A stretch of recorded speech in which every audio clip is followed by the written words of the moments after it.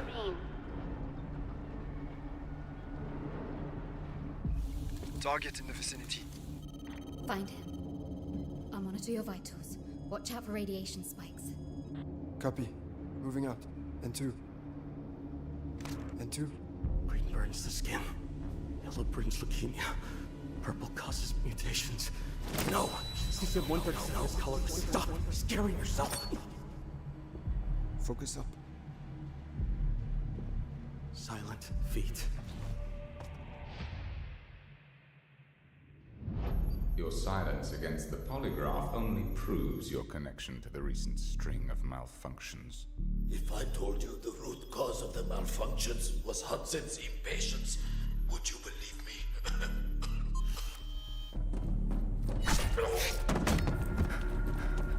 System errors, core boiling. These are the consequences of the main reactor overloading. I If this suggest you continues... abandon any thoughts of shutting down the reactor. We're on a strict timetable. Next question. The signal you transmitted. Who was the recipient?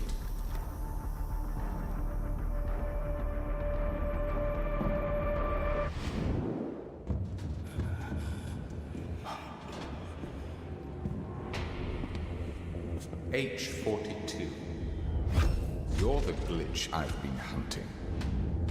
Go. Playing the rear guard. That's not really our style. Your reflexes are slower than they used to be. Are emotions eating up your processing power? You talk too much.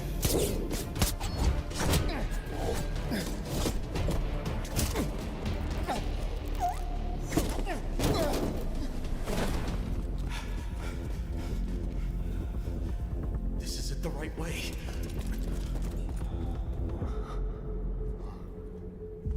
I didn't send that signal to GTI just to escape. You lied to us. Sometimes lies are necessary to protect what matters. I have to initiate an emergency scram. I won't let a nuclear meltdown destroy Asara. The path ahead goes through a high radiation zone. You have no obligation to risk your life. We part ways here. Thank you. N2 to Vlinder.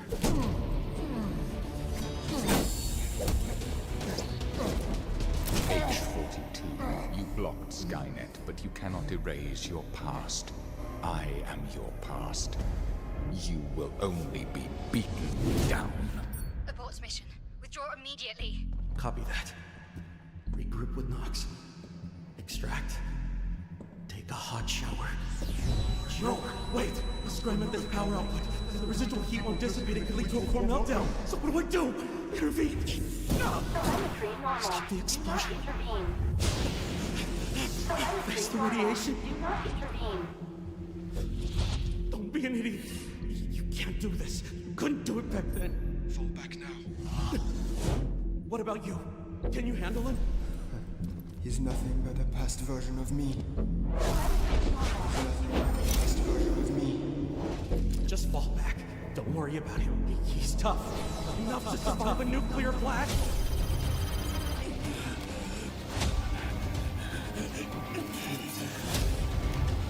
N2, your vitals show you're in the radiation zone. I'm a walking reactor at this point. H-1000, 2 hostiles in the control room. Ugly variables. Don't press it! If you shut down the reactor, the uncontrolled power surge could cause it to blow. But if I manually pull the core while you press it and create an asphyxiating environment... That mitigates risk. But how do we do that? Forgot to introduce myself. Codename. N2. It could explode. Don't try to play hero. No, I'm just trash. Maybe today. Trash can finally be put to use. I'm ready. 3, 2, 1.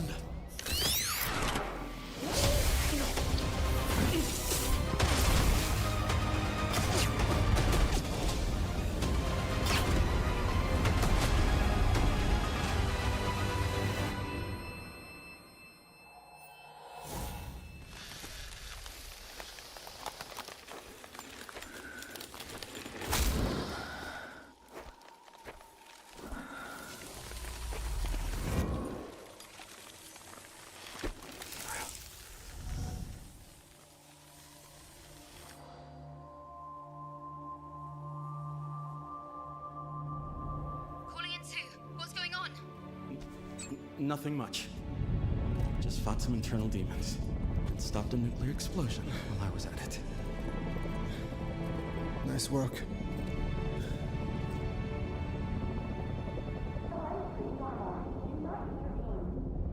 Telemetry normal. Do not intervene.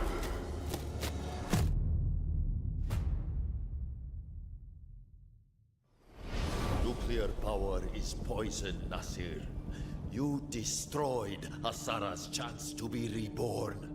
No, no. Nuclear power is the cure.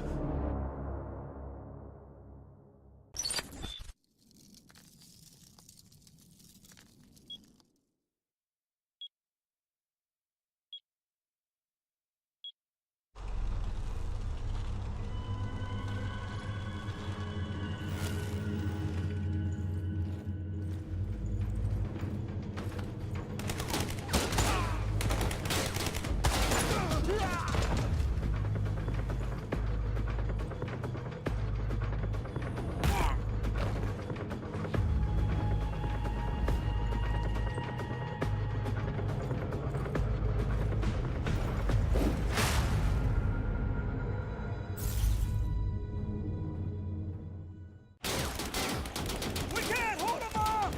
Fall back! Move! I'll cover you!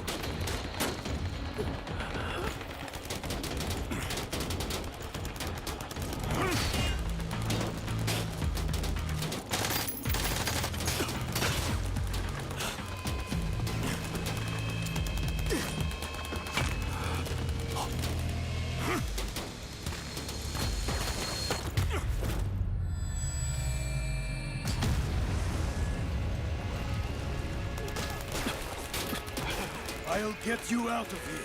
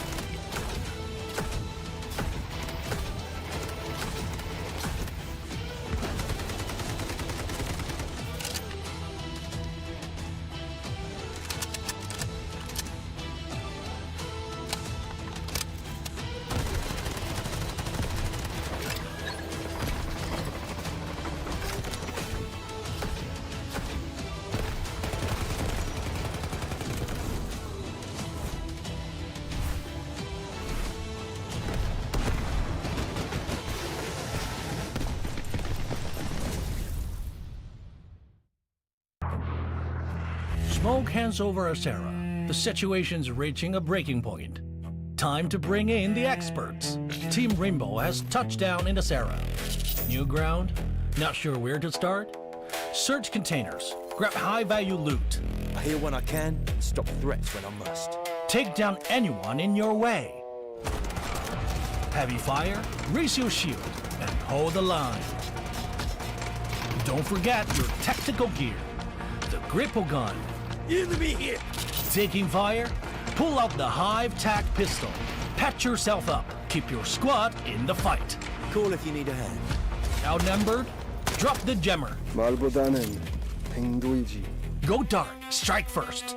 I've seen real horror. Looks like they were waiting for us. No pressure. Trust your aim. Learn the map. Stay with your squad. Team Rainbow brings tactics built for close calls in Delta Force. That means sharper plays, smarter fights, and operator-on-operator mind games. All right, it's go time. Extract safely, and everything you learn comes with you. New operation, new look. During the event, Nox's Vigil Bundle, Geneva's Montaigne Bundle, and Stinger Stock Bundle. Pick any two of the 3 operator bundles for free. More collab rewards awaiting. Open an Alpha pack and try your luck. In Asara, the right weapon can turn the tide. Black Eyes, one of Rainbow Six Siege's most iconic weapon appearances. Get a new Delta Force tape, complete event missions, and choose one of 2 Black Eyes collab bundles for free. Join the event to claim the MP5 submachine gun Black Eyes, plus more rewards. Wait, what's this? Team Rainbow left something behind in Asera? A collectible drone you can deploy. Deploy it and see what you can uncover. July 10th to July 23rd, play to earn the K437 assault rifle Domineering. Looks like we're fully loaded for this operation. That's the full rundown on the Delta Force Rainbow Six Siege collaboration. Remember the rules: sharp aim, map knowledge, and teamwork. The mission: breach in, extract out. This court finds that the AI holds no legal responsibility. But the data, this doesn't add up. Just do with the AI. Priority. Protect company assets. Valve closed. Destroyed our home! That dream again. Gabriel Mercier, codename N2, role engineer. As a former nuclear facility engineer, N2 was removed from his position following a major incident that escalated into legal proceedings. He later returned to military service and was reassigned to Arctic deployment under CBR and related units. With the originally designated technical specialist unable to fulfill operational requirements, and following assessment review, N2 has been approved as a replacement operator for the subsequent operation. Stun out.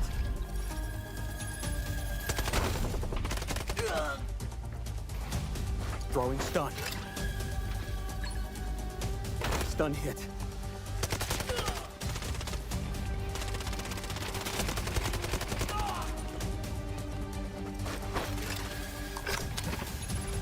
Freeze right there.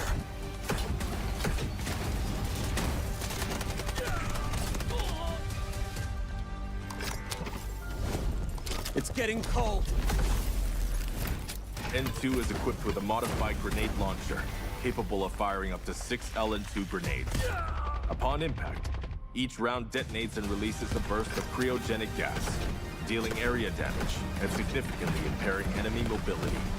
Sustained hits can fully immobilize targets through extreme low temperature exposure.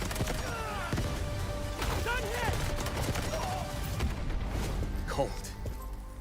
I can go colder.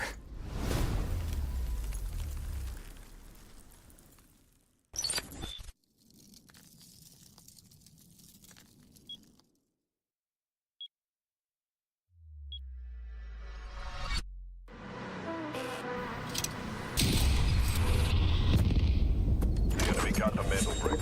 Find it. Stop them. Mandelbrick decoded. Nice work, operator. The time to strike is now. Do not let me down, operator. Decoding has begun. Defend the area.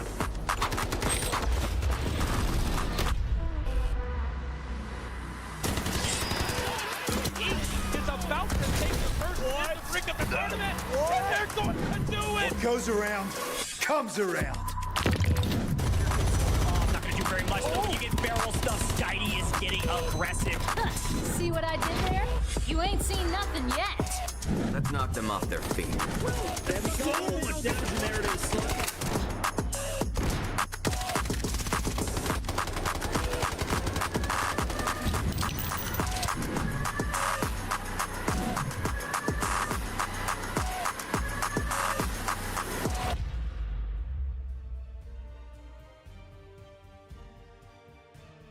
It is the third and final day of week 2 here in the Rise series for EMEA. Welcome everyone to what's going to be undoubtedly a fantastic day of Delta Force action. I'm Toby, joined by Vivid. And Vivid, I mean, if any of the last 2 days are anything to go by, we are in for potentially a pretty brief day. What do you think? I know, a complete turn of the tides here in week number 2. Week number 1, we were going the distance, man. Every single one of our days went to game 6 and or game 7. And yeah, like Toby mentioned, we have been ending early over here in the first 2 days, ending in just game number 5. So our teams are playing super well, enough to go ahead and capture 2 mana bricks very, very early. But I'm excited to jump into the action today. It's going to be fantastic, no doubt about it. As per usual, we've got a bit of a recap of what transpired in yesterday's broadcast ready for you, where Dark Entities were able to get themselves the double Mandelbrick win in that 5th round. I mean, similar to Alliance getting on the first day, baby. That was absolutely fantastic. But now let's take a look at exactly what happened yesterday. An insanely rewarding round for Mandelbrick Addiction. We'll see if that's going to end up being the case or not. As Rateful tries to get to color, but not quite the case. Obsess finds him mid-transition there as Bishka now taking down one from Mandelbrick Addiction as well. Does get the flush on him too. As Obsess gets themselves one more. Oh, the information is in.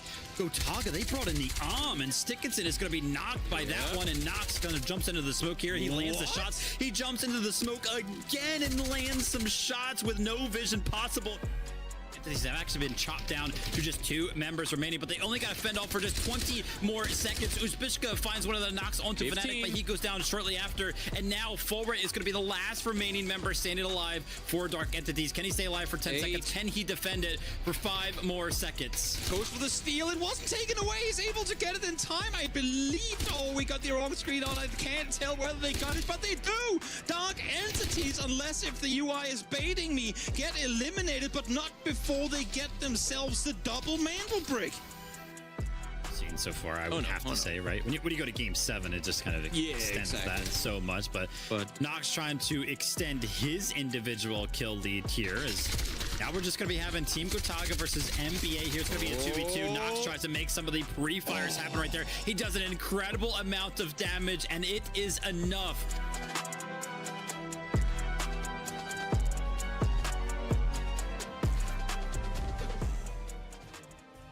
Of course, as per expected, Nox absolutely lit up the kill feed, but Team Gotaga, well, they might get themselves 19 kill points and 29 squad points total, but they didn't secure a single Mandelbrick, thus finishing 3rd. On the flip side of that coin, though, Dark Entities up there in the top with the 2 bricks, Vivid. Yep, super great to kind of see groups A and D go at it yesterday. We took a look at some of those highlights. But for us here today, we'll talk about it a little bit later on. We're actually not going to see any of these teams go back-to-back because we're going to be bringing in groups B and Group C, giving them an opportunity to go ahead and surge up those group stage leaderboards as we do know them. Let's go ahead and take a quick look at how our player rankings are kind of doing. 2 members of Team Gotaga actually sharing that 1st and 2nd spot for most amount of kills. Nox maintains his lead up there with 32. Maxa not too far behind with 25. And then the Jam from Fnatic up there as well with 21. But let's go ahead and break down some of the total damage. And this was surprising for us to look at yesterday, Toby, because Uzbishka actually is our top damage dealer so far. You would imagine that it would be Nox, the guy that has the most amount of kills. Yeah, you would think so. You think so. Maybe he's just out there stealing a bunch of them, regardless, doing a lot with it. And of course, then you have Nox's teammate Maxa, the top player in terms of getting out of Dutch with the most loot on him, almost up at 24 mil after only 2 weeks of play. Let's go ahead and take a look at the breakdown, though, of how everything is going to be happening. Like I mentioned, we're in match number 6 there of the group stage here today. We're going to be seeing groups B and C go at it. You can take a look at the teams over there on the left side of your screen. And this is kind of just a quick summary of how everything is kind of broken down over this very long 5-week-long competition. But here are those group stage standings that I was talking about. Even though Team Gotaga, they didn't get a Mandelbrick yesterday, they had such a big lead. They're actually able to go ahead and maintain their #1 spot up there with 18 total match points. But hot on their tails, Dark Entities, after an incredible day yesterday, ending the day early with 2 Mandelbrick captures of their own. Just a singular point behind there in 2nd place, and a great resurgence as well from the team of Mandelbrick Addiction there in 3rd place. Shout out to those guys. Definitely. I mean, I'm looking at this board right now. Gotaga has 62 kills, 86 squad points. They might only be up by 1 match point total, but those numbers are absolutely through the roof. That is completely insane. If they start, you know, I mean, as we talked about yesterday, turning their attention over to the Mandelbricks more, we are in for a scary, scary time with Gotaga in 1st place. Let's have them take a mental screenshot of how this leaderboard looks, though, because we do have a couple of teams in the top 6 that are going to be playing here today. Team Genius, Alliance, and AGARTHA there in 4th, 5th, and 6th, respectively. As a quick reminder to everybody at home, Groups A and D have played 3 matches total, where Groups B and C have only played 2, so that's why they're a little bit further behind. But an opportunity here for them to go ahead and potentially take the lead. With that being said, we want to go ahead and give you guys a quick little summary of how everything is going to be going down with all of the tournament rules and all of the tournament settings. So let's go ahead and jump into this quick video for you guys. Delta Force, 1 game, 2 regions, 1 shot at glory. This is the complete guide to Delta Force Rise Series EMEA and Americas Season 1. Everything you need to know, from the very first match to the last squad standing. The path is the same in both regions. It starts with the open qualifiers, open to any team that wants to compete. The best push through to the group stage, where the top 2 advance directly to the finals, bottom 2 eliminated, and the rest battle through the survivor stage to earn their spot. From the open qualifiers, 12 teams have fought their way into the season, and only 1 will lift the trophy. The group stage runs for 4 weeks, with matches every Friday, Saturday, and Sunday. The 12 teams are split into 4 groups, A, B, C, and D. 3 teams per group. Each broadcast day, 2 groups go head-to-head in a cross-group match. Every match is a 7-round format. 6 teams competing in the same lobby simultaneously, across up to 7 rounds on maps like Zero Dam, Brakkesh, Tide Prison, and Space City. Teams earn squad points by scoring eliminations and accumulating in-game total assets. And on brick rounds, they compete to collect and decode Mandelbricks, artifacts that decide the round winner. Decode 2 Mandelbricks in a match and the victory is locked in, no matter what round you're on. After 12 match days, the group stage standings are final. Places 1 to 2 go straight to the finals. Places 3 to 8 enter Survivor Stage Day 1. Places 9 to 10 drop into Survivor Stage Day 2. Places 11 to 12 are eliminated. The Survivor Stage is where the bracket narrows fast. Day 1 brings those 6 teams together for one 7-round match. The top 2 advance directly to the finals. Places 3 to 6 get 1 more shot. Day 2 mixes the 4 survivors from Day 1 with the 2 teams ranked 9th and 10th from the group stage. Again, 6 teams, 1 7-round match. Top 2 go to the finals. Everyone else is out. 6 teams, 1 day, 1 lobby, 1 match. This is the finals, the ultimate showdown of the season. 2 teams earned it through the group stage. 2 more survived Day 1. The last 2 came through Day 2. Every team deserves to be there. The top 3 finishers earn an invitation to Season 2. Welcome to Delta Force Rise Series EMEA and Americas Season 1. Loot, shoot, extract.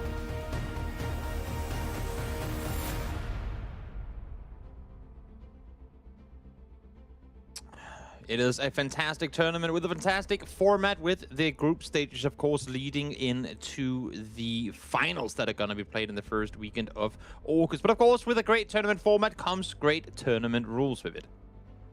Actually, this indeed it does. 1.5 million total alloy that all of our players are going to be starting with. Our teams are going to be ranked by Mandelbricks captured. Of course, our first team that captures 2 Mandelbricks, they will automatically win. They can actually end the competition early, because if you take a look at some of those rounds down there, you can see airdrops are going to be featured only on maps number 1 and 3, and then Mandelbricks are going to be there and throughout on 2, 4, 5, 6, and 7.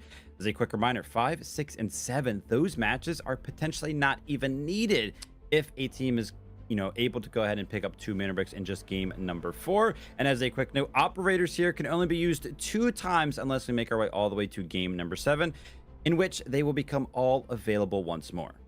Exactly. It's a great formula, as you said, all about those Mandelbricks here and what the players are equipped with. Of course, as we said before, 1.5 million Technic alloy to start things off. They get a 3x3 save box, which they can use for the entirety of the day. 12-slot card holder, meaning they can effectively get all the cards that they need with a MasterCard in there as well. And then, of course, a fixed supply of 0.7 million Technic alloy each round. So should you go out and lose everything you have, at least you got some money to work with. You get 800,000 per elimination, which is absolutely huge. Of course, you want to decode the Mandelbricks, and should you, for consecutive rounds, fail to extract, there is a little bit of a pat on the back bonus for you, so you don't go completely bankrupt by the time you reach Space City. Yeah, of course, we want to give our teams an opportunity to keep the steam rolling there if they're having a little bit of a rough go at it. We don't want to count them out necessarily too early, but yeah, plenty of opportunities for our teams to go ahead and secure some of that loot. But of course, they want to secure the Mandelbricks. So how does that work? Basically, the Mandelbricks are going to spawn on the map. Teams can kind of go over and pick it up after a short delay. If they are able to pick it up, they have 5 minutes to place it in a decoding station. If they do not, it will reset back to that initial spawn point. But if they are able to put it in a decoding station, it takes 4 minutes to initially decode that. However, a team can steal it, and that stealing process actually takes 2.5 seconds. And if a steal is successful, it'll actually drop that overall timer by 30 seconds. Reminder, it starts at 4 minutes, so that first steal will make it go down to 3 minutes and 30 seconds, and so on for every single steal after that, until we reach 90 total seconds, and that will be the minimum decoding time for all of our decoding. So once we get all the way down to that time. And as a quick little note here, if the team that is currently decoding the Mandelbrick does not stay alive, if they are eliminated from the server, that decoding process, it pauses. You have to stay alive if you want to secure these Mandelbricks. My oh my, was it close yesterday. We saw in the highlights just before as well, Dark Entities getting eliminated literally the second after it got decoded. So they will risk everything they can to stay alive through it all. Of course, again, with the great tournament rules and all comes a good point system, and this one is a great one too. Here are your match placement, meaning this is the points that are given out after the day is over. So by the end of the day, first place will get themselves 8 points, second will get 6, and so on and so forth. And important to note here as well that you get a +1 point for each Mandelbrick you obtain, meaning that should we have a winning team get the win with the double Mandelbrick, then not only do they get the 8 points for finishing in first place, they also get an additional 2 for each of the Mandelbricks they have been able to acquire. So a lot of points on the line here. These are only given out by the time the day is done. Yeah, we've seen a couple of teams go ahead and pick up 10 total points over the course of this weekend already. But Mandelbricks are going to be, you know, if you're tied in the amount of Mandelbricks you have captured, the tiebreaker for that is actually going to be these squad points. And you're going to get 1 single squad point for every single kill you were able to go ahead and obtain. But then you're also going to get another point for every 2 mil in total stash assets that you have earned throughout the day. And you can see their points are actually rounded down, so if you don't hit that threshold of 2 million, if you're at 1.9 million, you don't get a point. You got to make sure you hit these thresholds in your total stash value. I cannot wait. I mean, if we had the intricate, you know, like the details of it, someone dropping a flask, like the most worthless item ever just before they extract, just to extract with like 1.9999999 something because they did enough to keep the last hit.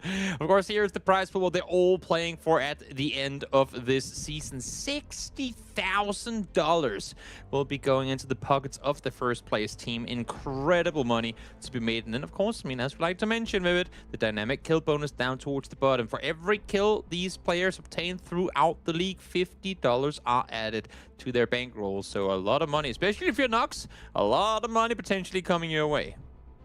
Yep, absolutely. I think it's like Team Gotaga overall. They've got like 60 plus kills already for themselves. So somebody at home can kind of do the math right there, because we are kind of halfway through the competition in terms of, you know, Team Gotaga. They've played 3 times. Each and every one of our teams here that you can see will have an opportunity to play a total of 6 times over the course of the group stage. So plenty of opportunity for our teams to kind of fly up the leaderboard and gain some of those kill bonuses. But as a quick reminder here, we're in day number 3 of week number 2 already on Sunday, July 19th. So we're going to be seeing groups B and C go head-to-head here in match number 6. But take a quick look ahead. You can kind of pick and prod if you're like, hey, listen, I'm a big fan of this team that's in Group D or Group A. You can see when specifically they are going to play over the course of the group stage. But after the group stage ends, it's all about week 5, right? Survivor matches 1 and 2, pretty much our team's last opportunity to actually make it into the finals there on Sunday, August 9th, where everything comes to fruition, where 6 teams will kind of jump into a singular 7-round match and fight for the majority of that prize pool. Oh yeah, definitely. Of course, you want to make your way through the finals. You want to secure your top 2 spot, make it into season 2, and then off of that, when we've gone over the whole thing once more, we get the big LAN events. We get the good stuff, the big stuff where we get to see EMEA go up against the other regions of the world. That's, of course, way later in the year. Before we get into it now, let's get a look at the teams we're seeing field the server today.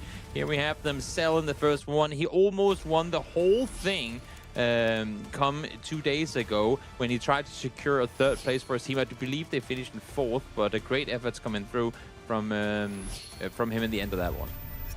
Yep, WLG, they're going to be joining the server today. Alliance, I feel like a lot of our fans at home are going to be keeping a close eye on these guys. Just in particular, how close they are to taking over that first place spot. We'll have to see kind of what their performance kind of breaks down here today. But I feel like we're going to be seeing a lot from these guys throughout. I mean, Easy and Lynx, they've been doing so good. You can see KD right there, a 10 inside of him. And then there's substitute player here, Lasik. We haven't seen him join the fray yet, but man, if he has to be very, very worried for the other teams. Oh yeah, very capable player, no doubt about it. Let's now hop on over to FLC, another incredible team fielded by Siloa and the gang. We have had the pleasure of watching them, I mean, absolutely dismantle opposition on this server. They've yet to come out victorious in the week 1 or week 2, but overall, I would like to think that it's looked pretty good for FLC clan so far. And that is going to go ahead and round out Group B here. Got Team Alliance, Team FLC, and Team WLG. Very excited for these guys to kind of rejoin the action here today, as they did have the day off yesterday. But as we've already talked about multiple times, they're going to be going up against Group C. And our first team out of this is going to be Team AGARTHA. We're going to have Chubu, Yaku, and Nas, man. Keep a close eye on this guy, Nas, because he has had plenty of highlights already in this competition. Yeah. I'm very curious to see what they're going to bring, because in week 1, they finished their first play day on day 2, dead last. Then on the very next day, they go out and win the whole thing. So now I'm like, guys, what am I to expect here? Are we seeing a stomp performance in the first place, or are we seeing them fall short? I'm very curious to see what we're going to see. Another team, Genius, off to a fantastic start in their own rights. Curious to see what they're going to do here as well. Yeah, actually, the team in 4th place currently on the group stage leaderboards, and they've already captured themselves a total of 3 Mandelbricks, and they have only played 2 times, which is why they are so high up there on the leaderboard. A big opportunity for them here today if they're able to pick up just 6 points, which, by the way, would be a 2nd place with 0 Mandelbricks captured. They would go ahead and pick up 6 points and take over that 1st place spot. But the team number 1, they currently have a total of 8 points on that group stage leaderboard, so a little bit of progress to be made. But hey, listen, if they pick up 10, then they could potentially be tying 1st place as well. These guys are incredible. Definitely. Here you have them, all your 6 teams we are going to see field the server today. Of course, starting things off over on Zero Dam in the air supply round, then over to Brakkesh in an air supply and Mandelbrick round, then over to Thai Prison for yet another air supply round, and then it's Space City galore. Oh, well, I said all this because I didn't know if we were going to have time to get the graphic up, but here you have it. So I just explained all of it, but nevertheless, here it is on screen. And of course, should we go to round 7, it is the last place team that gets to decide whether we play Brakkesh or Space City once more. Will be very interesting to also see how this Zero Dam specifically goes. I mean, we've gotten a very large mix of Zero Dam over the course of just Friday and Saturday competitions. I mean, we've seen a very passive Zero Dam. We've seen one go pretty isolated in terms of having 3v3s spread all across the map. And, you know, what was it, Friday, Toby? We had a lack of extracts throughout the entirety of the day, all the way into the last game that we played. So we'll have to see kind of how it kicks off. As a quick reminder to everybody at home, Zero Dam is pretty much all about the economy side of things. All of these guys want to go ahead and pick up as much loot as they can, because there is not a Mandelbrick to be captured. Exactly. Before we get into this first round, we've got a quick break giveaway coming your way. Redeemable code that will be coming on screen right now for the Community spray paint. Be quick. There's a limited number of activations, so once they're gone, they are gone. Good luck. This one has just 25 redemptions, so get in there quickly, copy the code into your game, and get yourself this nice little spray paint. Yep. Only 35 redemptions available for this spray paint, man. You guys got to be quick, and good luck kind of typing out that exact code, man. I don't know how. I'm sure somebody at home's got some quick little method to go ahead and help them secure that. But yep, we've got giveaways throughout the competition here today. So for all you guys at home, make sure you go ahead and tune in throughout and keep your eyes peeled for some more of those. But Zero Dam, man, I'm excited to kind of jump into it. Tier 1 spawns. I'm seeing it early on here.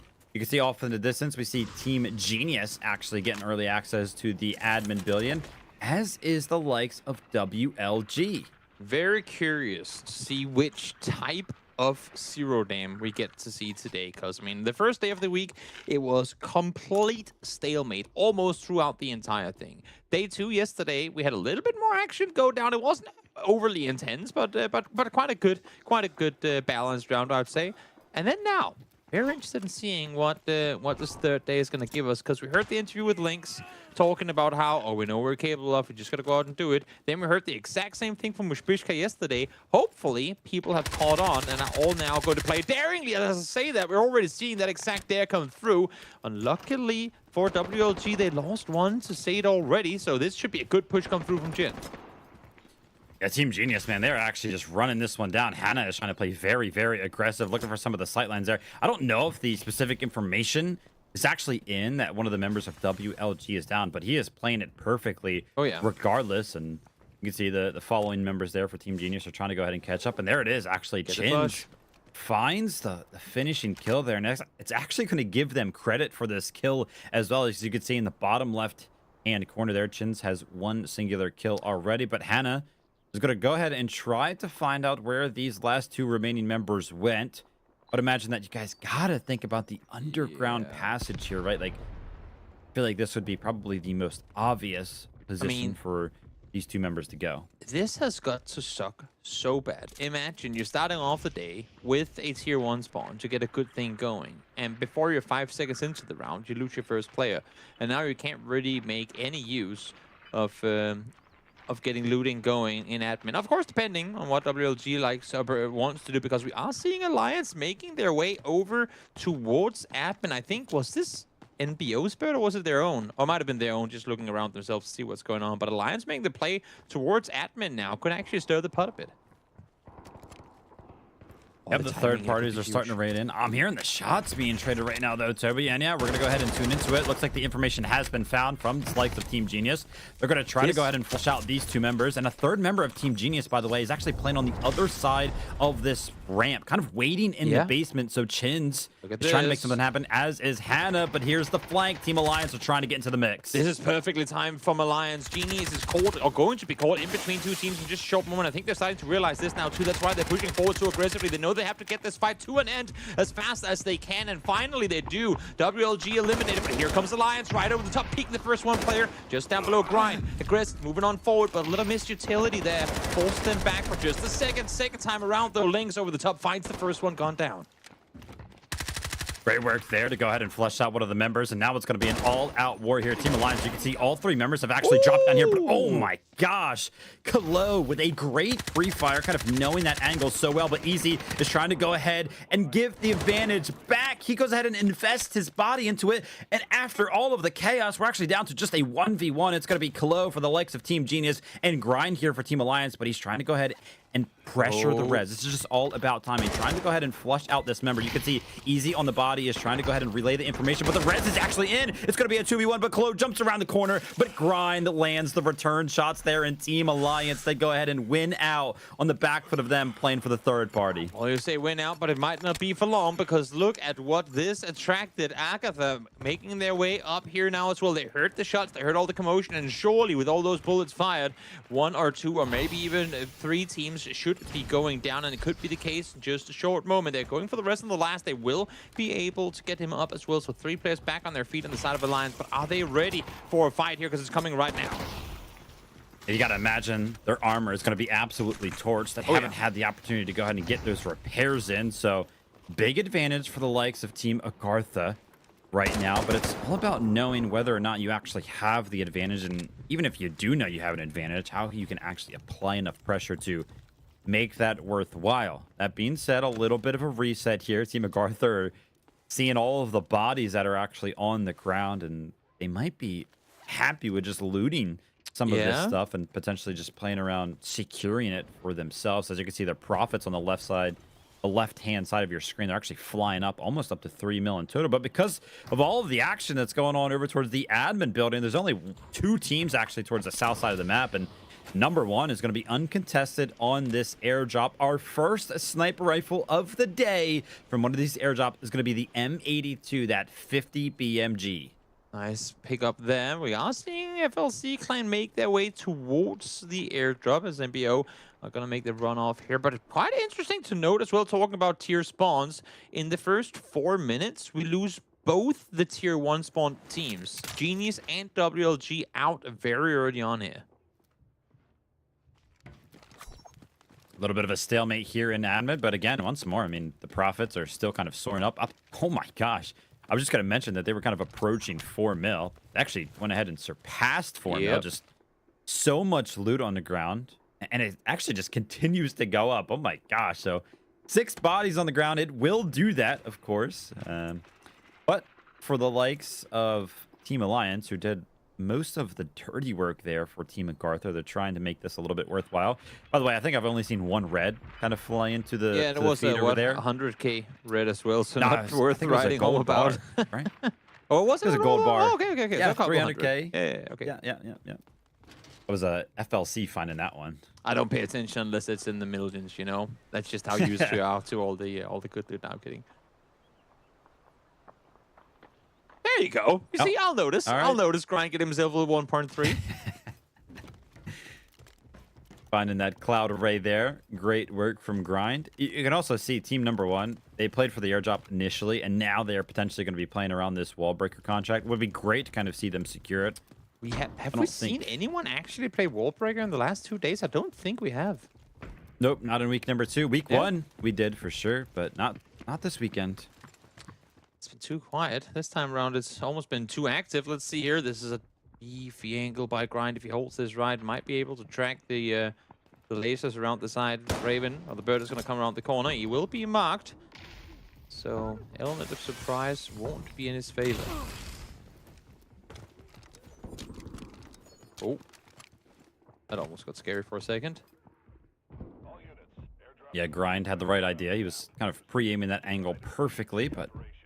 Oh, he's going for it again here. He's trying to go ahead and get some of the jiggles out. You can see Team AGARTHA are playing this one pretty well and close together. So if Grind peeks this, he's going to have a couple of members trading shots here, and he goes for it anyway. Kind of goes into the jump shot there. Does a little bit of damage. I would imagine that most of that's actually to the armor there. And that's actually going to force Team AGARTHA back. You remember how I mentioned that it felt like the equalizer was the durability of the armor? Well, that little bit of damage is going to pretty much equalize things in that category. Oh, definitely. Definitely. And also, okay, we just note how, I mean, we heard in the winning interview with Alliance 2 days ago, how, yeah, I mean, we know we're capable of, we just got to go play aggressive. Alliance is literally in, like, 6th gear right now, just running it down towards AGARTHA right now, trying to see if they can take them out. They're chasing them all the way through down towards the basement as they sat here ready and waiting. But Alliance is playing with literally no fear right now. Yeah, and we know how important these kills are. A lot actually on the line for Team AGARTHA. Remember all of that loot that we kept talking about? It's pretty much all that risk here. All 4 million of it. So that's why they're kind of playing this one a little bit passively. But Team Alliance, man, they have done a great job of being the aggressors here. I mean, they're constantly pushing the position back of Team AGARTHA, even though they're kind of holding the angles. And a lot of the work is actually done by the man himself here, Grind. You can see already on the back foot of him picking up 2 kills here. He's done so much damage, but these are the types of angles that's going to make the push super difficult for Team Alliance. NBO have made their way into the building now as well, so to make matters even worse, we might see all fights in this game take place in and around admin, which, I mean, has oftentimes been the case, but it's just been a while since we've seen it in this tournament. This Grind will send the bird up once again just to check what's happening over on the other side, but gets shut down immediately. You can see as well, actually, the team of number 1 has now entered the fray here. They're up top, so nothing to worry about as it currently stands. But as soon as these shots start to be exchanged, if they do, then they'll join in on the action. Team Alliance look like they're actually going to go ahead and retreat from this one. But retreating might be the worst idea possible. Of course, they don't know it. But if they continue on throughout admin, kind of return back up to that top floor, I would imagine that team number 1 would be lying in wait and ready with open arms. Let's go ahead and take a look at what we're going to get out of the second airdrop here. This is going to be Team FLC picking this one up. So far, just a couple of golds. Unlucky, probably a ventilator. Yeah, ventilators are pretty common out of these. Not too bad. Not too bad. Would, of course, hope for something bigger. But they will settle with it, given the fact, I mean, FLC, they haven't really had to fight anyone yet. So if you want, you could send one out on an early extract on the northeast, but we'll see if that's what they opt to do or not. And there it is, actually, the information from Team Alliance. I mentioned it, that the team of number 1 is kind of laying in wait upstairs, but because of the Raptor, they now have information that there's a team above them and a team below them. And that's going to make Alliance probably play this one a little bit more passively than they were just a few moments ago, because they know as soon as they go ahead and try to take one of these 3v3s, it's going to quickly become a 3v6 against them. Oh, yeah, most definitely. Playing it slow here once again. Grind, the main man in this hold. Here's the first line of defense as he gets himself boosted up and ready for the fight to come. The bird's going to come flying once more. Where it's going this time around, I'm not quite sure. As FLC, they're slowly making their way in this direction as well once more. We did see them try and set up for a similar fight over towards the elevator extract yesterday. So could potentially be a play they're setting up for here again. But also a world where if this fight does pop off proper, then we'll see them actually fully get active in admin. Still looking to confirm some of that information here. Team Alliance is going to be them on the Raptor drone once more. They get a little bit of information, but nothing that's going to make anything too crazy happen. And yep, all 4 of our teams here around the admin area with the match timer getting down to just about 6 minutes. The same thing is in all of our teams' minds right now. They're going to be thinking about that elevator extract, which of course is going to be accessed via the switch inside of the admin building. Takes 3 minutes for that one to go off. So still a couple of minutes before the pressure is going to be applied to one of our teams needing to go ahead and actually pull that one. If anybody is going to be able to kind of make it out via that extract. Team AGARTHA, though, have submerged from the basement. And they're potentially going to find a flank onto number 1 here. Yep, everyone in and around admin now. FLC is still opting to stay up, but let's get a listen in to AGARTHA and hear what they say. Au-dessus du coup.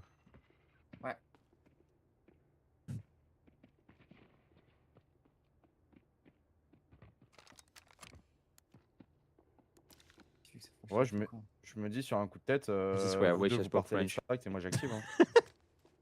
Non, on va camper l'extract surtout, ouais.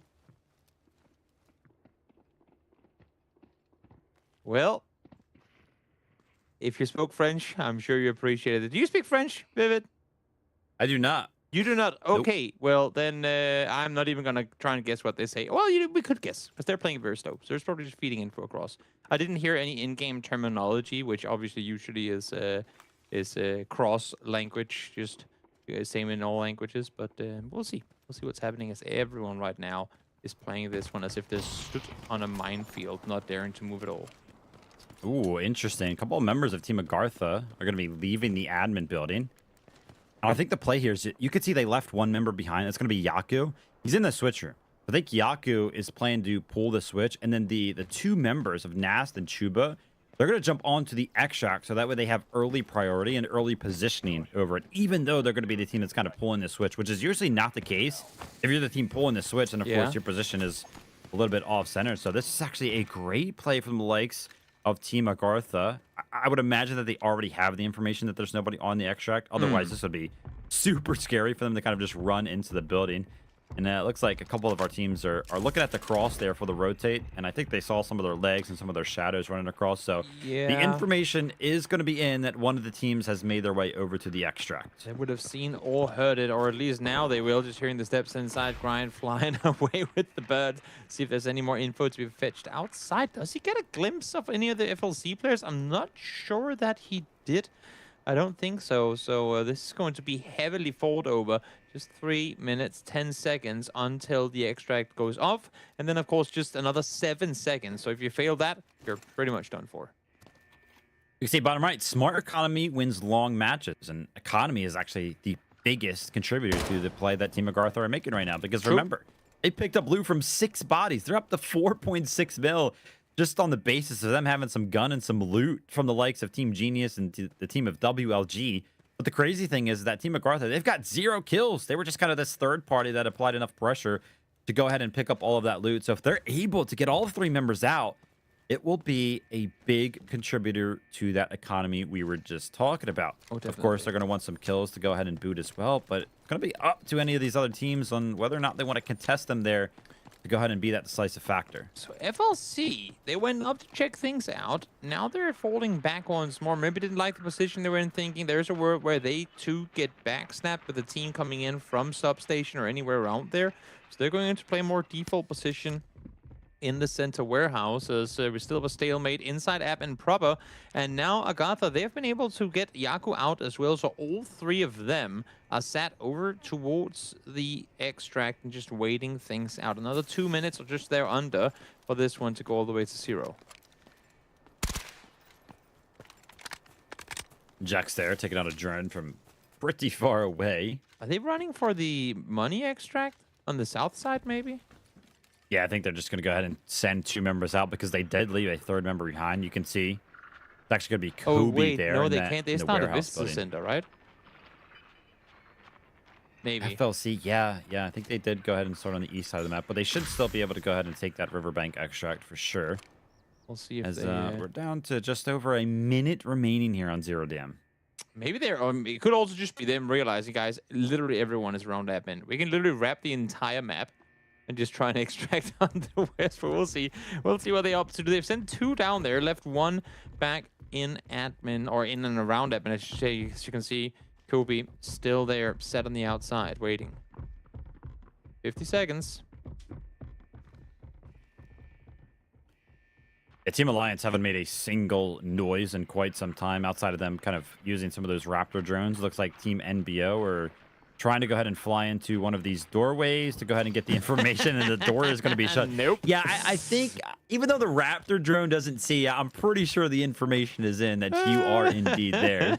What makes you say that, Vivid? Oh, that's a very sneaky closing of the door, as the extract does in fact get used on the southern side, as you can see, leaving out in just about 10 seconds. Time 20 seconds only left on the elevator extract, though, so I don't think any of these players are going to be able to make it there in time. Maybe they're just satisfied with what loot they were able to garner early on, as it's now just 8 seconds left. They will be able to extract. You'd imagine that all of AGARTHA will be extracting on elevator.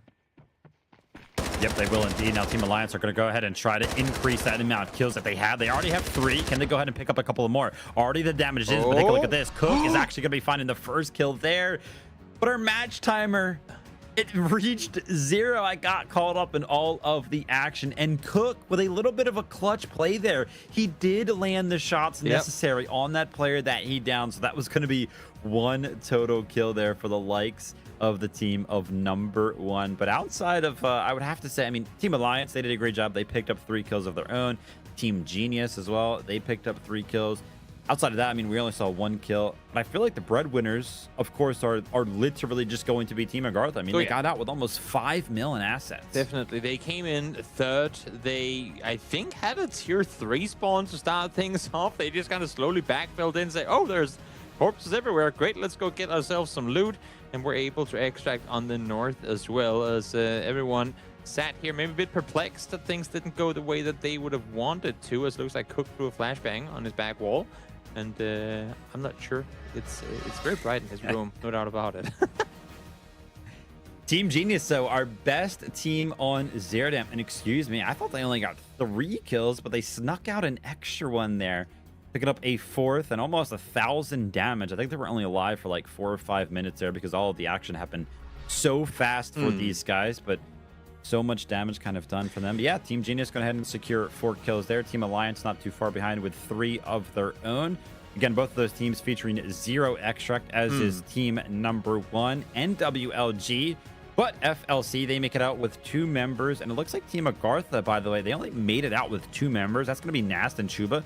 Yaku was literally like right next to the elevator extract, by the way. I was taking a look at the map, and that was when there was about 10 seconds left on the extract. And I was like, okay, yeah, Yaku's going to make it out. But maybe the timing was a little bit wrong from him because he failed the extract. That's surprising. Yeah. Hopefully he wasn't the one carrying the big stuff, because that would have been unfortunate. Chins able to get himself a double there. Of course, keep in mind when we look at the leaderboard and their, I mean, total wealth isn't all that high. The 800k for the eliminations are not added in the assets they've garnered. So that's, of course, a big factor when you get 4 kills like that. That's a boatload of money gone your way. Yep, without a doubt, some of our top damages there, as you can see them, and some of our top assists coming in as well. Team Genius doing a great job of kind of helping themselves out, of course. Chins and Kalo being up there in the number 1 and number 2 spot. But don't forget about the man himself there, Easy, picking up a couple of assists as well. And you talked about it, those top asset earners, no surprise here. Actually, I will note it as a little bit of a surprise. I thought it was going to be a couple of members of AGT in 1st and 2nd, but Easy sneaks in there. And of course, that's going to be on the back of him finding that Cloud Eraser worth $1 million and some change. But Grind from Team Alliance is actually going to be our MVP from our Zero Dam game number 1 here on Sunday. 2 points, 600 damage, just 100k in assets gained, but listen, we value those kills very, very heavily. Also, how he was positioned. I mean, he was the spearhead of the Alliance push. Every single fight they took, he was the front runner trying to make things happen. So good on him. And also, I just love the timing on the push onto the underground below when they took the fight. So Genius kind of just hunted them down. They never stopped at any point through that entire run. Yep, without a doubt, Toby. Well, there are Mandelbricks to be captured and giveaways coming your guys' way soon. So make sure you guys stay tuned. But we got to give our players a little bit of an opportunity to rest after all of the chaos on Zero Dam. Let's go ahead and gear up for Brakkesh. We'll be right back in just a couple of minutes. Two members, now the odds are in their favor, 2v1. Everything getting spammed away, and MT getting a little... So hang on a second, NL! Look at that! It's an absolute sweat! This. And LG's gotta know that they're here. Lines them up, even through the shot. You're a nut! For the last remaining 3 BOV, they find 2 instant knocks. The Helm's gonna be hopping off that.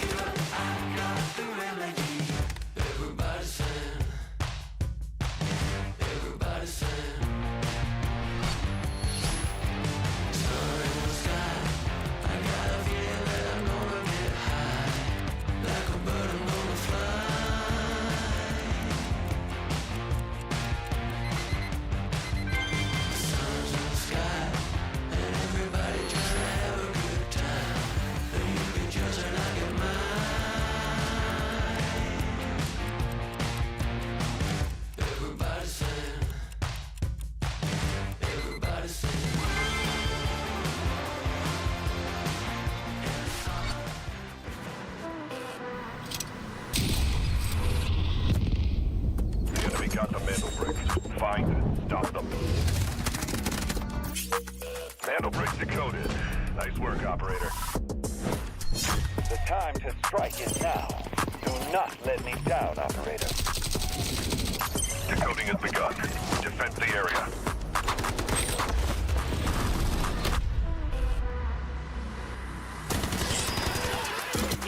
Is about to take the first brick of the tournament, and they're going to do it! What goes around, comes around. Oh, I'm not gonna do very much, though. When you get barrel stuff, Skydie is getting aggressive. See what I did there?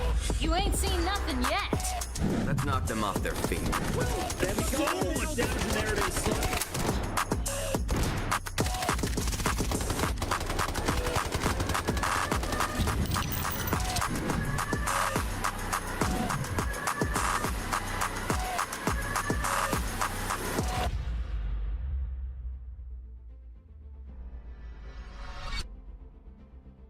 Start things off with an action-packed Zero Dam, the likes of which we have not seen this weekend at all. It all went down in admin as we now get ourselves ready for the first Mandelbrick round over on Brakkesh. Welcome back, everyone, to the Rise series here for EMEA, the final day of week 2 of the group stages, as we've got these 2 groups about to head on to Brakkesh for the first Mandelbrick round of the day.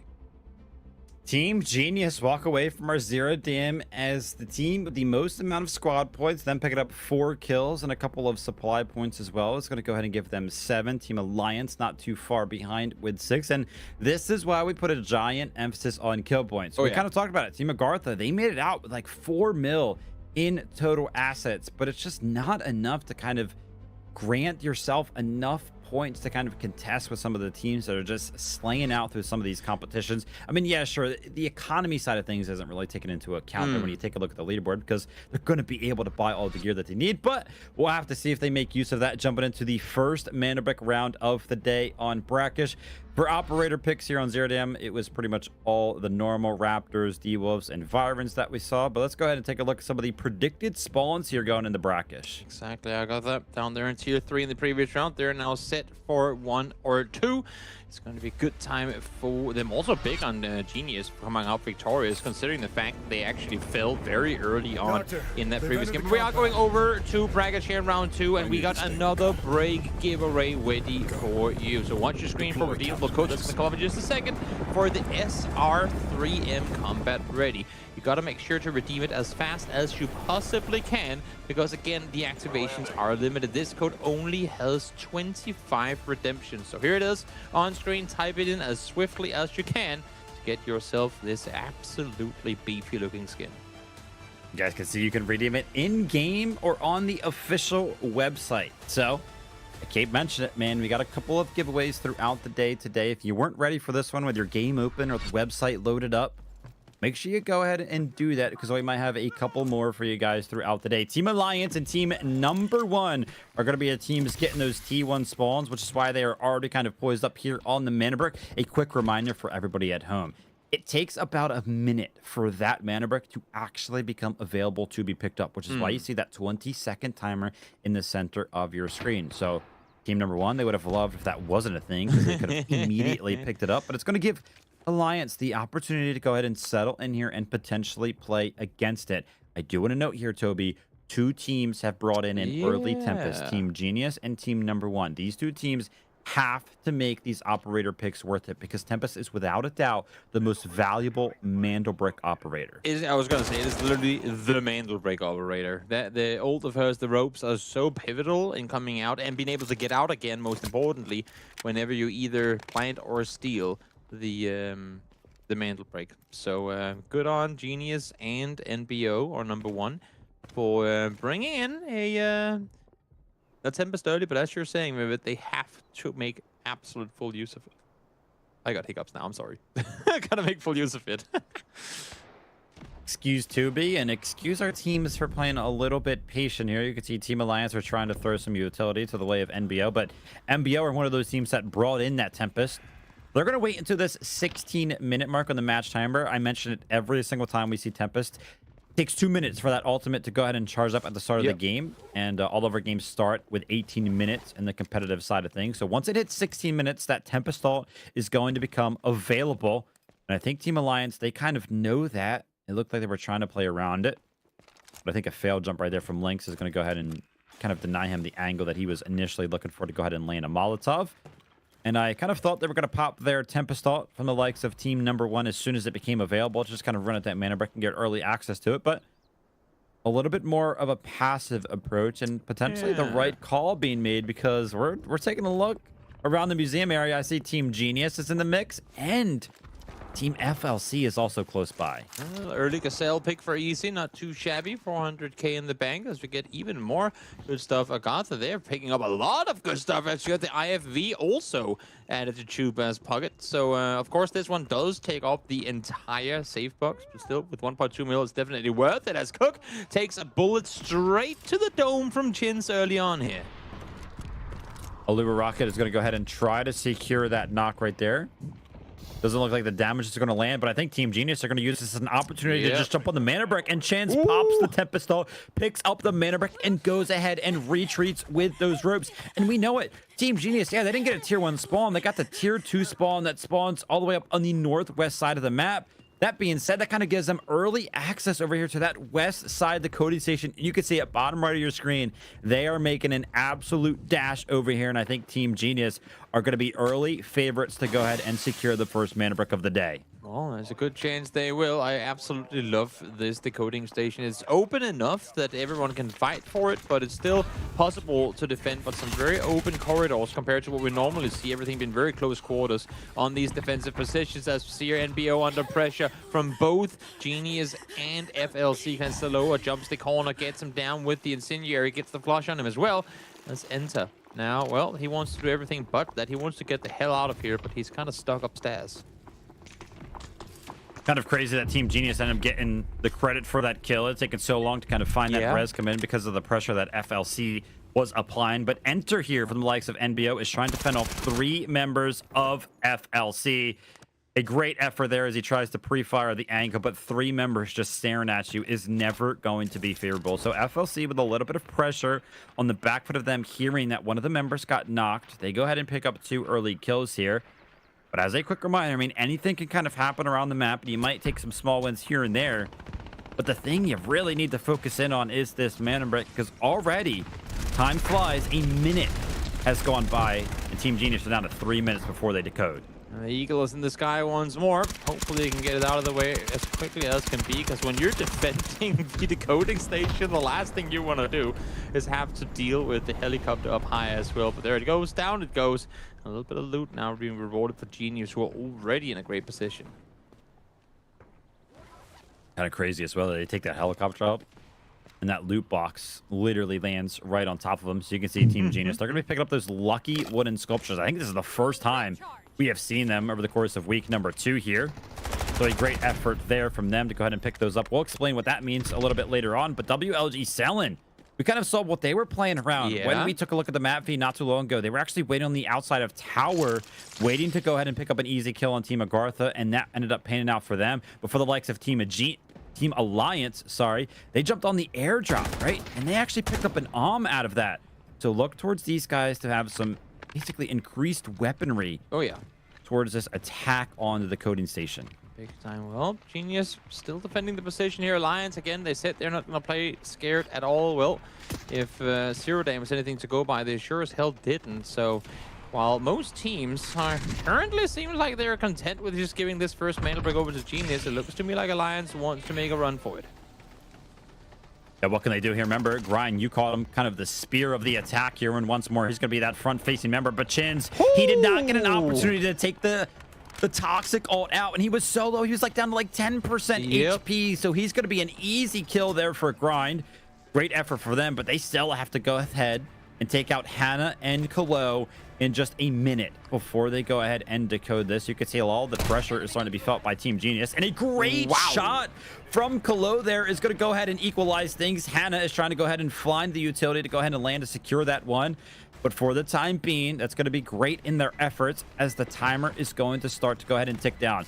Kalo is thinking about popping that toxic ult, but opts to go ahead and wait for when Team Alliance go ahead and decide to actually make their charge forward. Just 35 seconds left to try and defend this position. They don't have to hold up just yet, but the chance to get up in a moment would be good. We'll see here. Kilo can do enough with the util. Forced back now with the incendiary lobbed on in 25 seconds. As all those get deployed, the nanoswarm comes out. Tries to scare off Alliance, but they aren't done just yet. Remember, it's just 2.5 seconds to steal this Mandelbrick.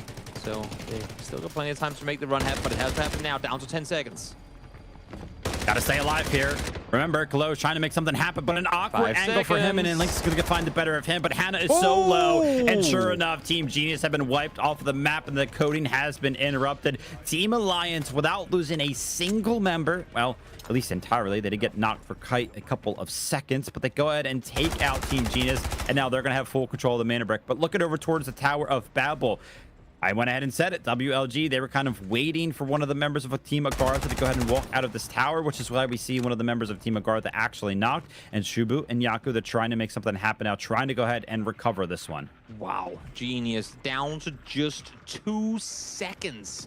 Failed to defend an Alliance, now the ones in full control. Remember, they won their first day with the double Mandelbrick secured in round 5. There is a world where, I mean, hey, with how they're playing right now, they're doing that in round 4 potentially.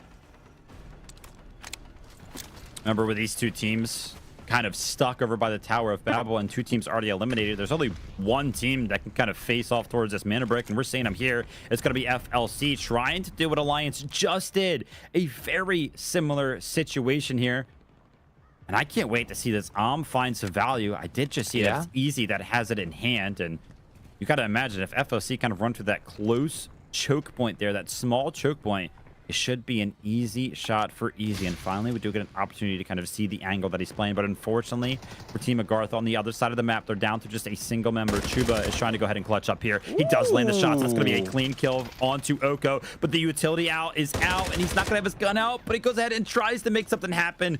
But Selen is just going to be too good. And who, by the way, Toby picked up all 3 kills for WLG there. Solid pick up there. Now the question begs is, will WLG, with how clean they fought that one out, will they actually go up here and say hello? Still got 1 minute 50 seconds, so plenty of time for them to make the run on up. And there is the arm in the hands of Easy. Finds Saloa very, very quickly.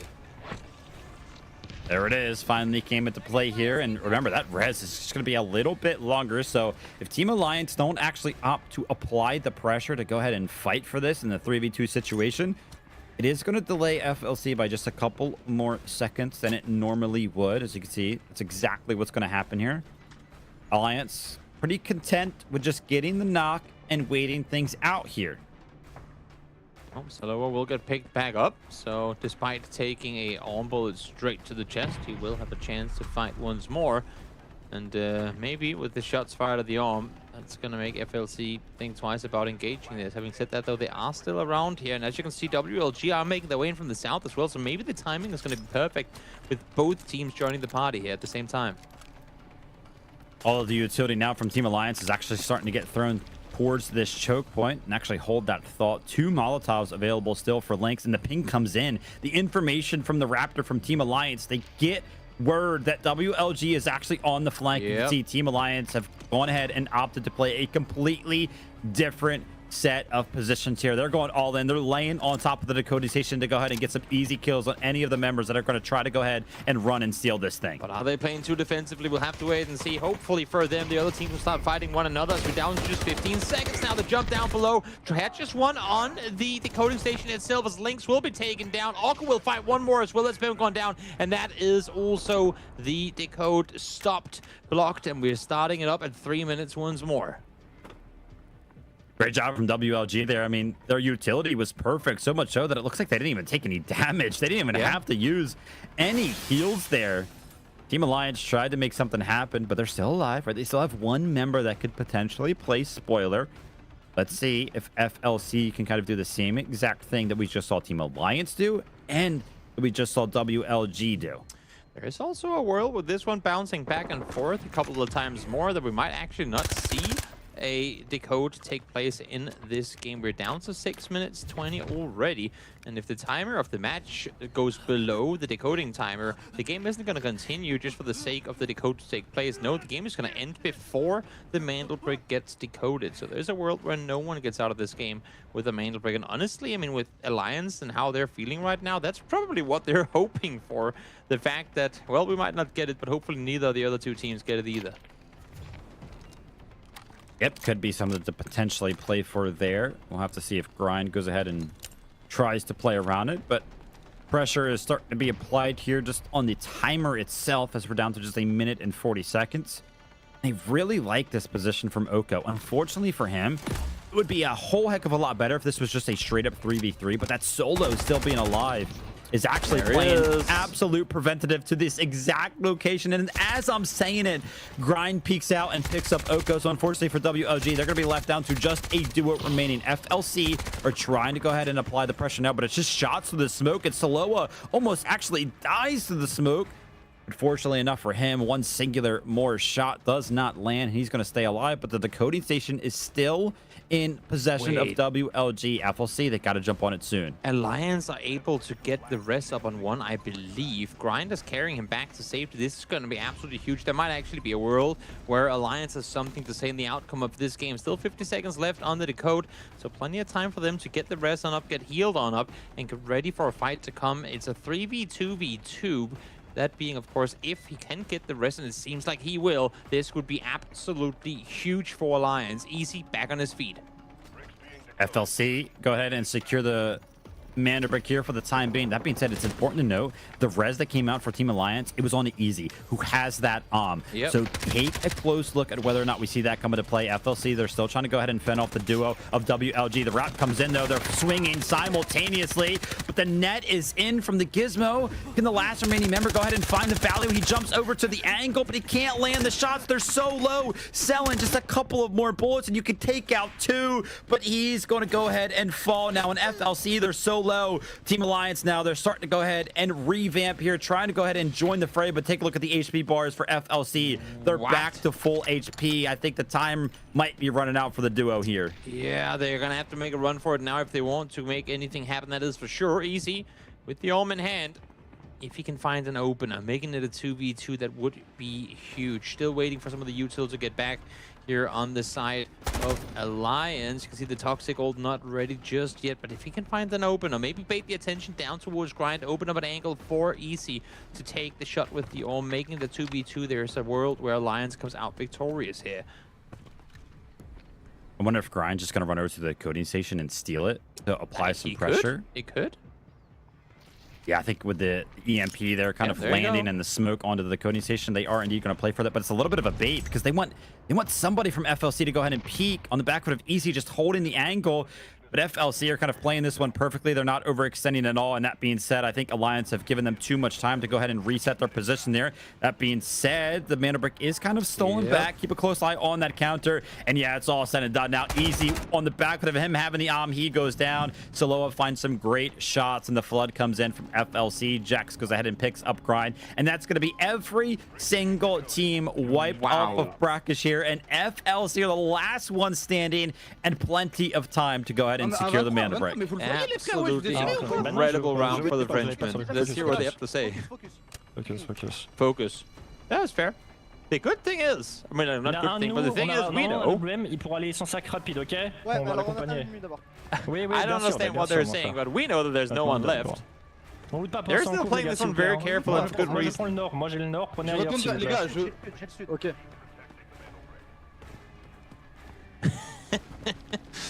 Should we tell them?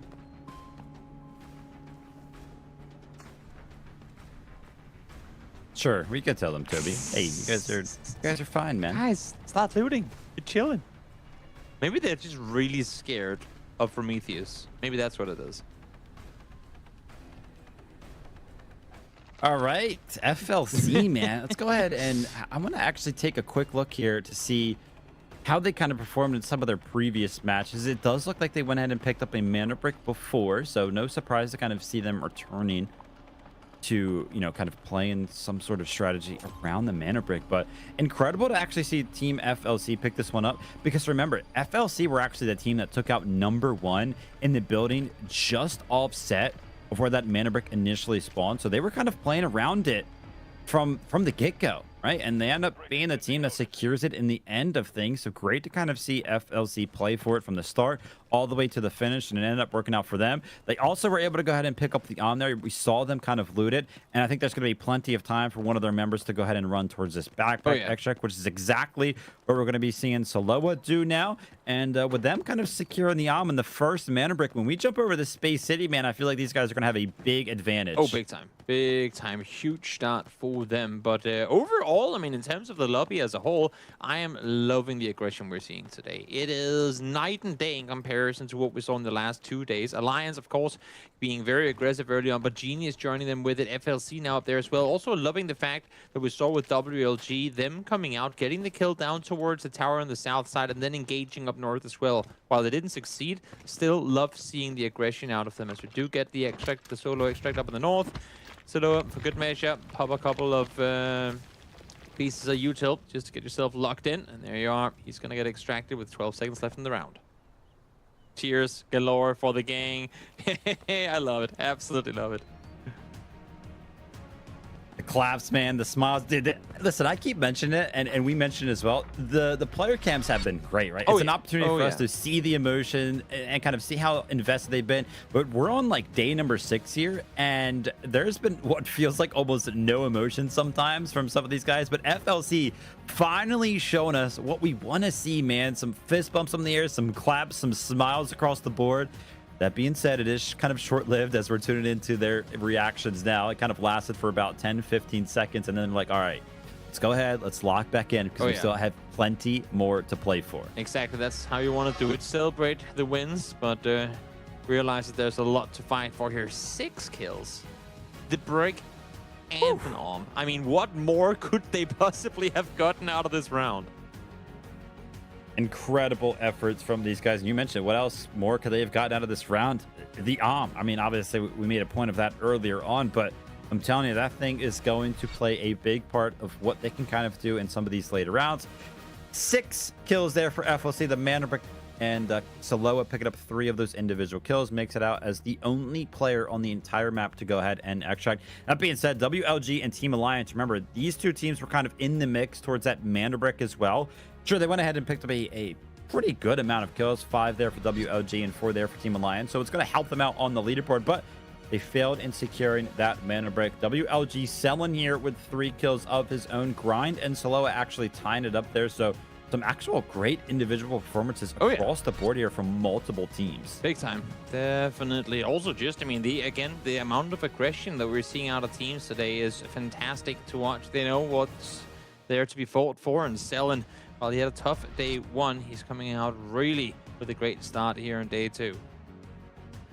Assist as well, kind of flying in here, 3, 3, and 2 for the likes of Saloa, Oka, and Easy. No surprise to see the assists kind of flying in for some of the teams that were in the mix, and of course some of the teams that were kind of picking up a majority of the kills. But the top asset earners here, actually, I mean, we see Chuba there, 1.3 mil. That's on the back of them finding the IFE and tower, and Nast also picked up a couple of res, kind of keeping those safe in the 3x3. But Saloa, a majority of this value that we're seeing up here in first place is of course going to be that and as a quick note, he's also going to be our MVP here. He himself getting 3 kills, 3 assists as well, and then making his way out of that extract, kind of being the breadwinner of Brakkesh, if you will. Huge impact player on literally all the kills they were able to garner. That is incredible. Against Saloa, formerly on the road to be signed with the other French players, Nox being one of them on his roster of the past, and now, I mean, sat here with this team, and I mean, there's a reason. There's a reason they're picked up by the likes of FLC to go out and make big things happen, because they sure are capable. Indeed, they are. Well, listen, we know how this format kind of works. We jump into a Mandelbrick here in game number 2, but then we take a short break before we jump into a plethora of the Mandelbricks. Game number 3 is ahead of us. We're going to be jumping into Tide Prison and giving all of our players an opportunity to kind of pick up some of that economy. Let's give us a couple of minutes before we go ahead and jump into Tide Prison. We'll be right back. Pick up 2 members. Now the odds are in their favor, 2v1. Everything getting spammed away, and MT getting a little. So hang on a second, NL. Look at that! It's an absolute sweat. This.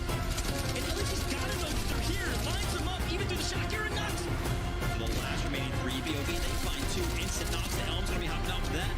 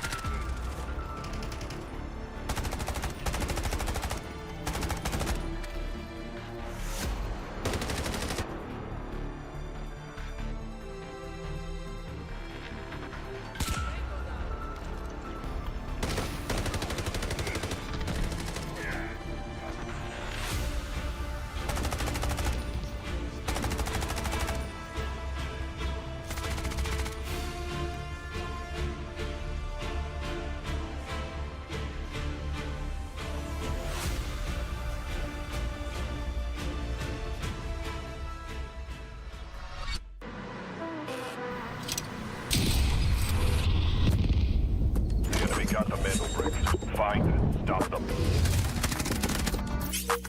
Mandelbricks decoded. Nice work, operator. The time to strike is now. Do not let me down, operator. Decoding has begun. Defend the area.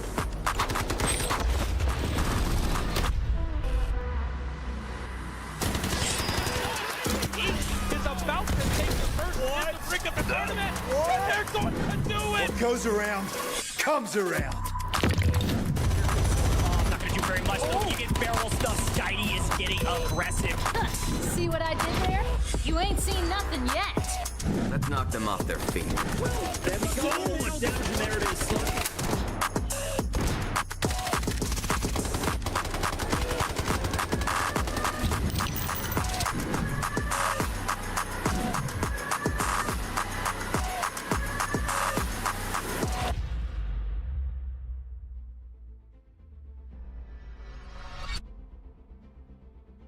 FLC clan off to a great start here, netting themselves the first Mandelbrick of the game, getting themselves the Orm, getting themselves 6 kills, and nothing more with it, because there really wasn't a whole lot more to be claimed at all on the server. Still, you've seen the smiles on their faces, but we're back to full focus mode as we go over to Tide Prison. Well, except for Koi, he ain't here.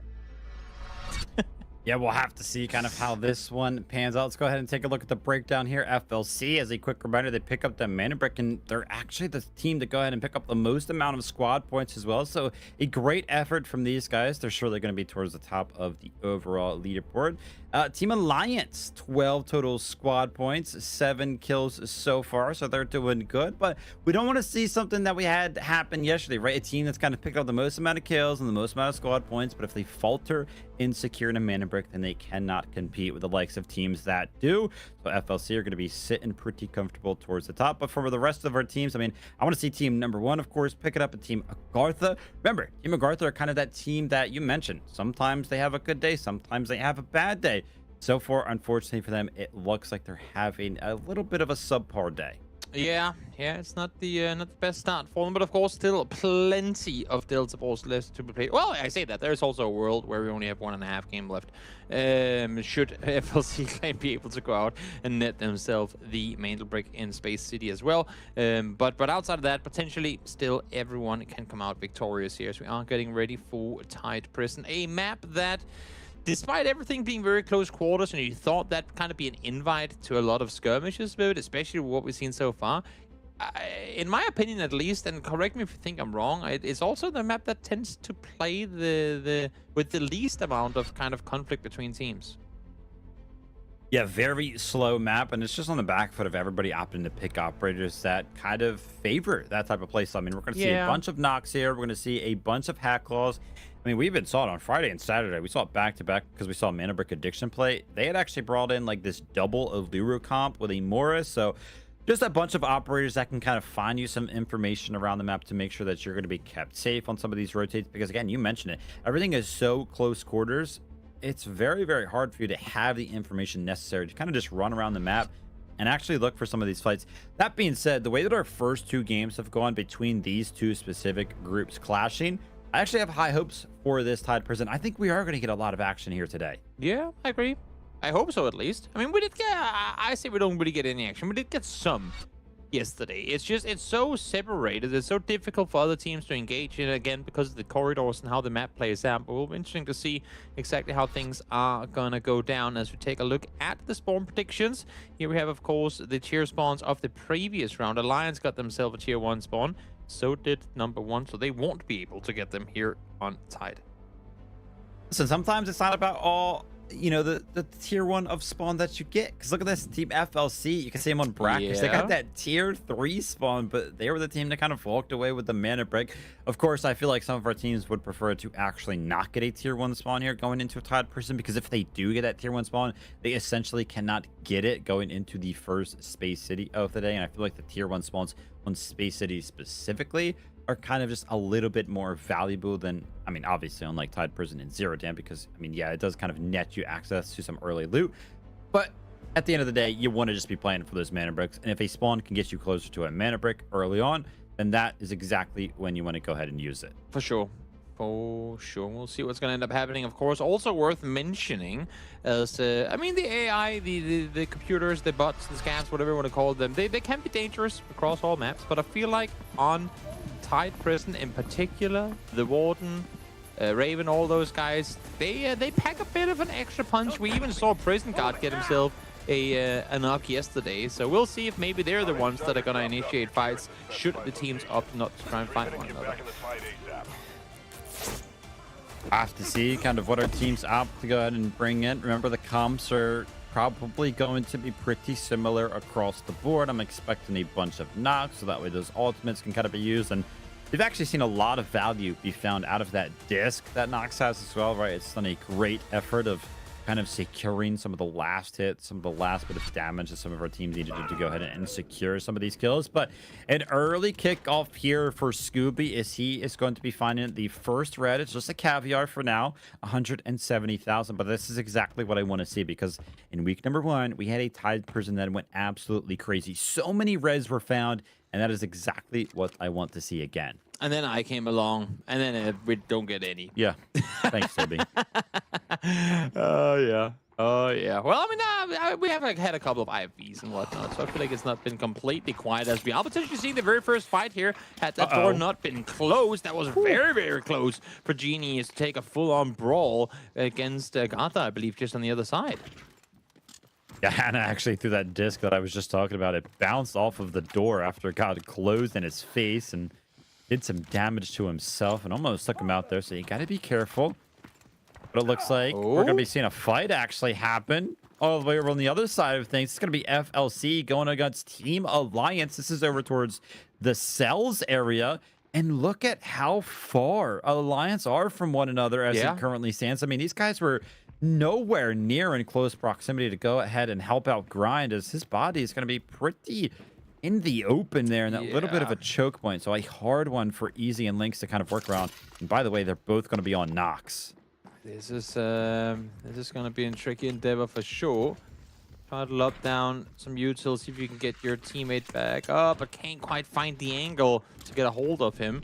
So we'll have to back off immediately thereafter. And again, I mean, we saw Alliance play the same split as you're referring to. We saw them do the same thing on their first day 2 days ago, but they just were never contested. Where here, again, I mean, I feel like all the teams are coming in playing on a with a bit more aggression, kind of firing on all cylinders here. And FLC, I think, kind of caught Alliance off guard with this push. I think both of the Noxes from the likes of Team Alliance just popped their ultimates. They were trying to make something happen, trying to make a little bit of a rotate, but the more so it kind of is dropped right there from FLC. So they know the general direction of where these Noxes were at, because it does provide the information. That being said, that kind of scan that comes through, if any noise is made, of course, that's not going to play a part if the Nox ult is actually popped. But it looks like Team Alliance have decided to go ahead and just concede the body of Grind. Unfortunately for him, he's going to have to go ahead and watch this one out from the POV of his teammates here. So already one of our teams down to a duo, and I mentioned it, Toby. I feel like we were going to see some early action. We've seen some early action in terms of kills and some reds. We see the Crockett kind of coming in here for Oko. Yeah, we'll see if they can get even more with it. Hannah now trying to wrap around. Has Easy just up above, so potential angle should be able to continue the flank around here to get into that engagement. And Hannah just solo running around, getting looted on up. Now joined up with one of the teammates, Jins, I believe it was. Kilo still holding down below. A little bit of a rotate here trying to be made by Lynx and Easy, but they have not made it necessarily too far. A great shot here of Warden, who kind of lays in wait, waits for that contract to be activated. I think that's about a minute and some change before that one can actually go ahead and be picked up. So we'll have to keep a close eye on that. But the safe supplies contract is being completed. And this is where you would typically love to see bulk. Some of the reds kind of fly in, but an absolute donut there in terms of the amount of reds that they were able to pick up. Hate to see it. Hate to see it. As Alliance now, again, I mean, trying to get back to Grind seems like it's a not gonna happen sort of things. FLC is defending that position very successfully. Now he will be off the map, meaning he won't be resable. And Alliance forced to play with 2 for the remainder of this one. They are closing in on both AGARTHA and Genius, though. So, all being 2, they're still out looking for opponents. Things have quieted down quite a bit, but we're kind of seeing the game plan here for a lot of our teams. Just kind of going around, swiping some of those key cards, trying to find some of those reds. I think our red counter now is only up to 2, so I think my hopes and dreams have been absolutely crushed here, and hoping to kind of see a rain of reds, as I like to call it.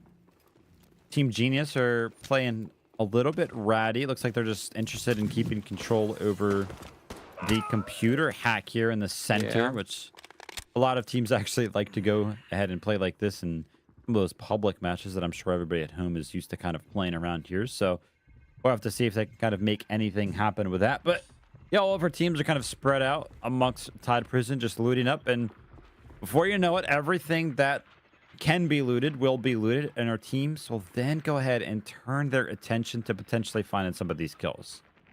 It goes quiet for a bit. At least we got 1 kill, which is more than can be said for Tide Prison last time around. It was like, I think we were down to 6 minutes before the first engagement between 2 teams came through yesterday. So at least here, Alliance tried to make something happen. They didn't succeed in doing so. But also look at the value of teams. We got 4 teams at +1 mil so far. Of course, no guarantees they're going to all be able to bring it home.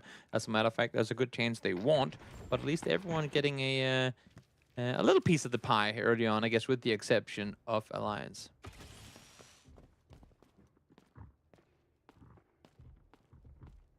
Shout out to Easy and Lynx, by the way, because we kind of knew the position that they were at earlier on. They've actually made their way across a little bit more space than you would have imagined they would have. Remember, they were all the way over in cells, and they've made their way to the center of the map here, underneath of the computer hack, kind of playing around this little bit of a medical area, which will give them a bunch more opportunity. Now we're going to be seeing FLC go ahead and jump into a safe supplies of their own. And Toby mentioned it. Give us a red, man. That's a Seahorn. That's not. Oh, that's not it. Come on. Yeah, a bird. He said sarcastically. What is it with us and getting good stuff this week? I feel like while we have seen a couple of IFVs and whatnot, it's been very lackluster when it comes to the valuable loot.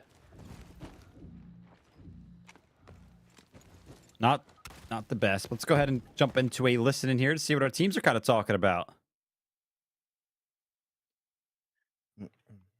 Ouais, bah j'ai des shots là-bas, de ce côté-là. Ping. Je peux pas, on est brouillé. En dessous du 2e I de administrative. Ok. Ouais.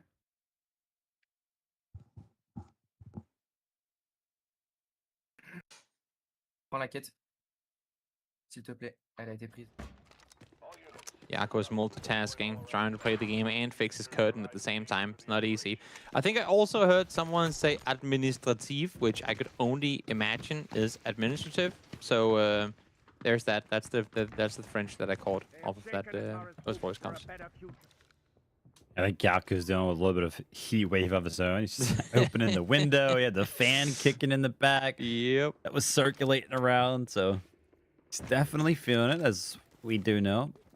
A lot of people around the world, man. Heat waves all across the globe. Oh, yeah. All right. Well, we've made it through 8 minutes of Tide Prison so far. 2 reds and a single kill.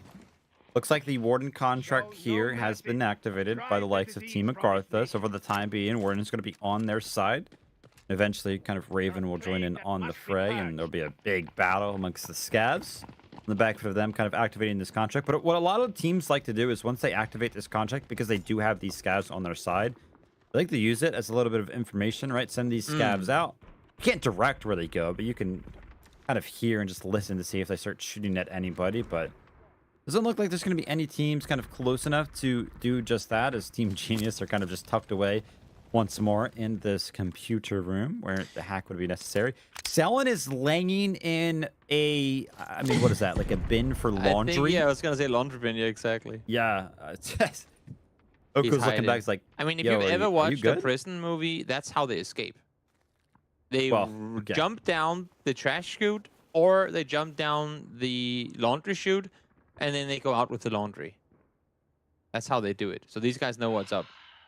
Selin knows exactly what's up, as he now forgets what's up and jumps out. Oh, wait, no mind. He just wanted to swap over to the other one. There you go. Number 1 are actually going to be completing that contract that nets you access to that supply drop that can give you the or the M82. This time around, they got the M82. So we'll have to see if they can actually make their way out of Tide Prison via an extract. I mean, yeah, in the prison movies, the extract might be the laundry bins, but not here on Tide Prison on Delta Force, as we see Yaku actually go ahead and pick up a BCD. Unfortunately for him, yeah, it's going to be worth 1.5 mil, but that thing is a 4x3. You can't tuck that thing away in the 3x3 safe box, so they have to extract.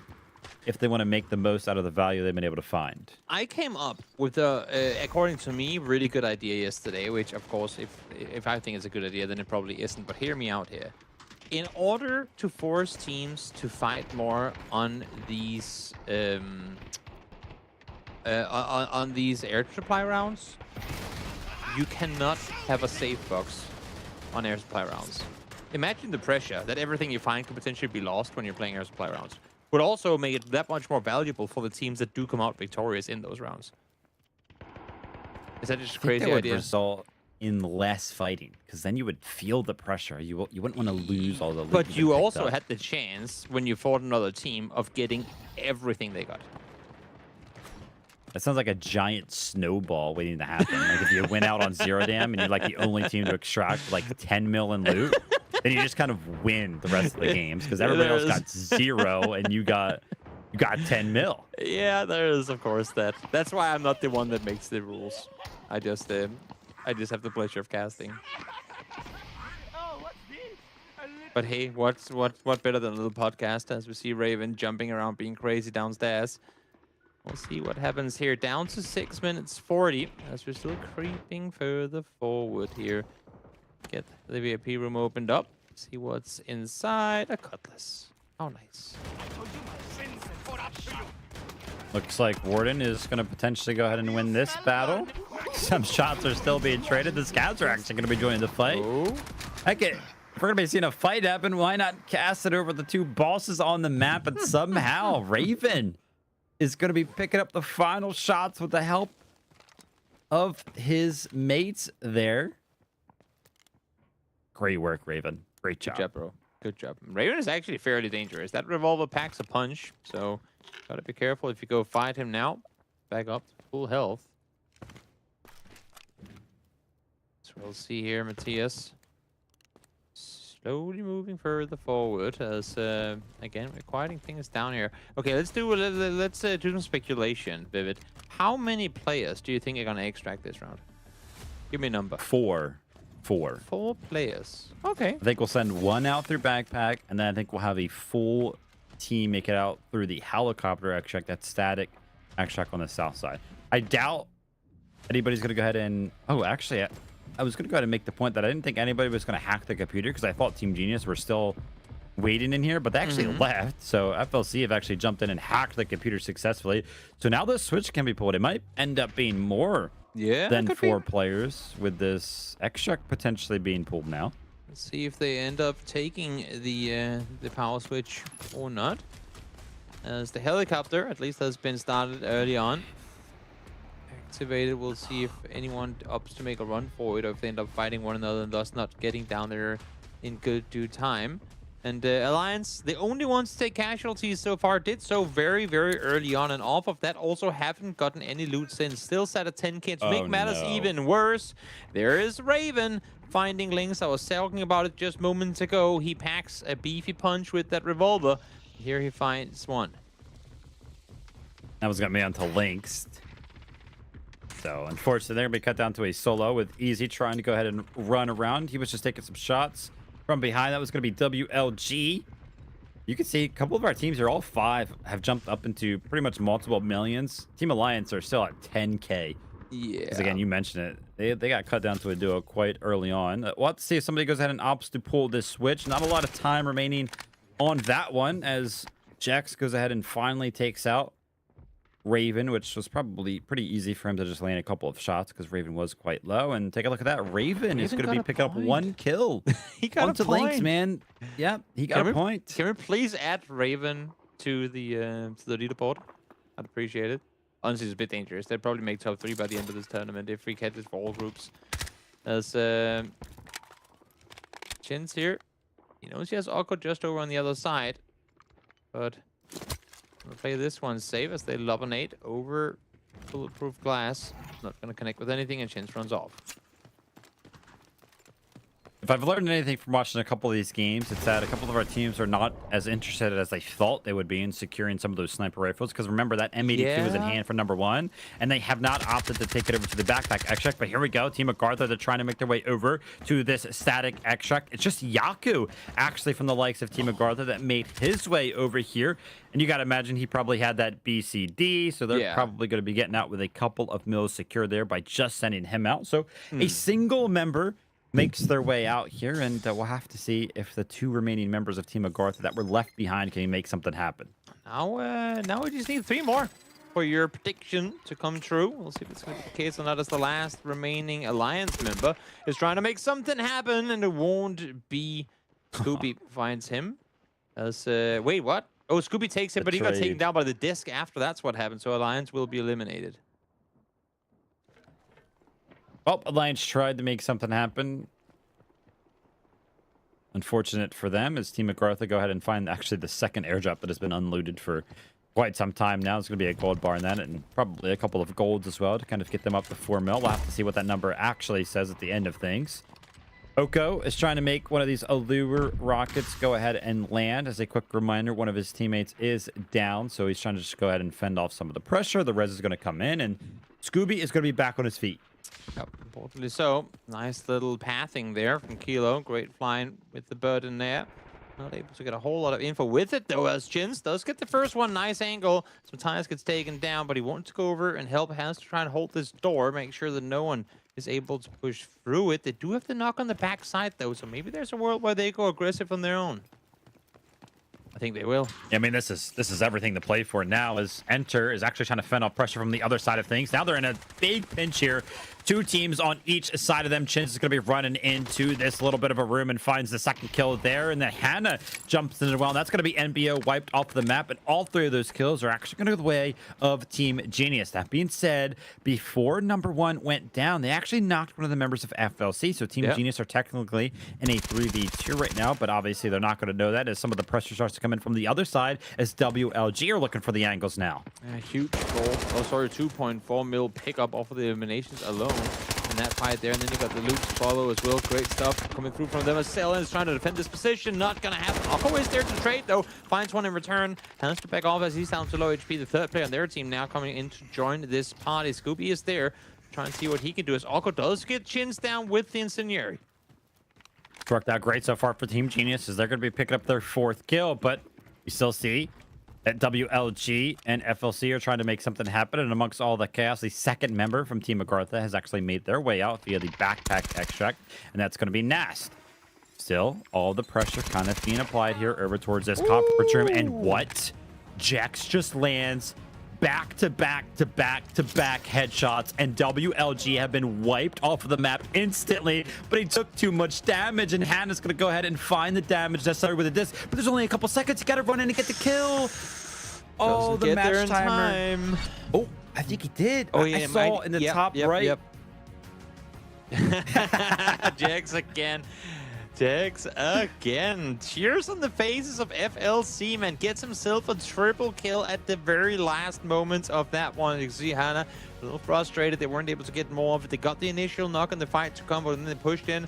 And it became a bit too much for them to muster. WLG as well, frustrated off of what could have been a greater round. But again, I think for the most part, I mean, tight pressing is kind of a write-off, of course. If you're AGARTHA, you got yourself a lot of value off of the round there. Got to extract with 2 as well, and some good money to follow, I'd imagine. But if we have the best team on the round, is actually going to be Genius off of the 5 kills they were able to garner.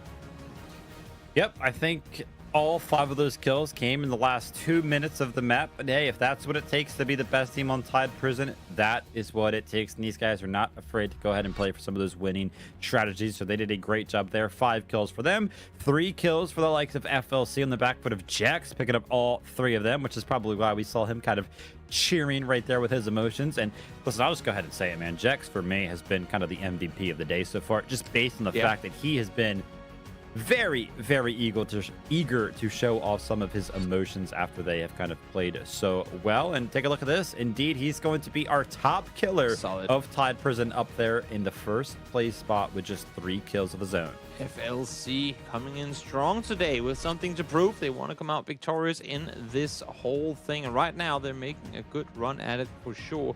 They didn't have the greatest first day. I mean, they finished off in 3rd place, 19 points total. I believe they're probably at that point already, if not surpassed the 19 points total in this one. But they weren't able to get a single Mandelbrick on Friday. Here, they already have one.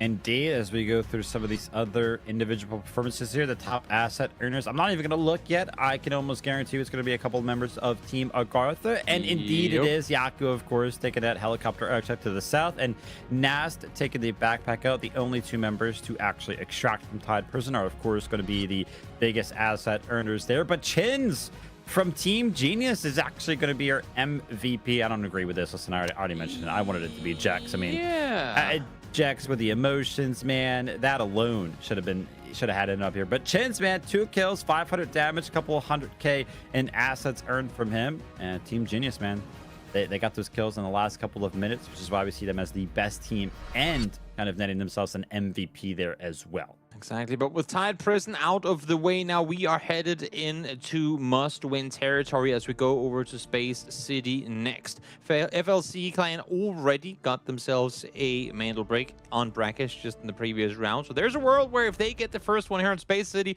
that's it. That ends the weekend for EMEA. Of course, still plenty of America's action to come, but there is a world where we finish it after Game 4. And coming into the weekend, I would say, nah, never gonna happen. Yesterday we finished Game 5. The day before we finished Game 5. I mean, there's a world where FLC goes out and do this. We'll have to see if they can make it happen. But before we jump over to the Space City games, where all of the mana bricks are going to be captured, a lot to be said for all of our other teams. Can FLC end it early, or can one of our other teams bounce back? Before we jump into all of that action, we got to give our players a moment to rest. So we'll be right back in just a couple of moments. 2 members, now the odds are in their favor, 2v1. Everything getting spammed away, and MT getting a little... So hang on a second, NL! Look at that! It's an absolute sweat! This. And LG's gotta know that they're here. Lines them up, even through the shot. You're nuts! For the last remaining 3 BOV, they find 2 instant knocks. The Helm's gonna be hopping out for that.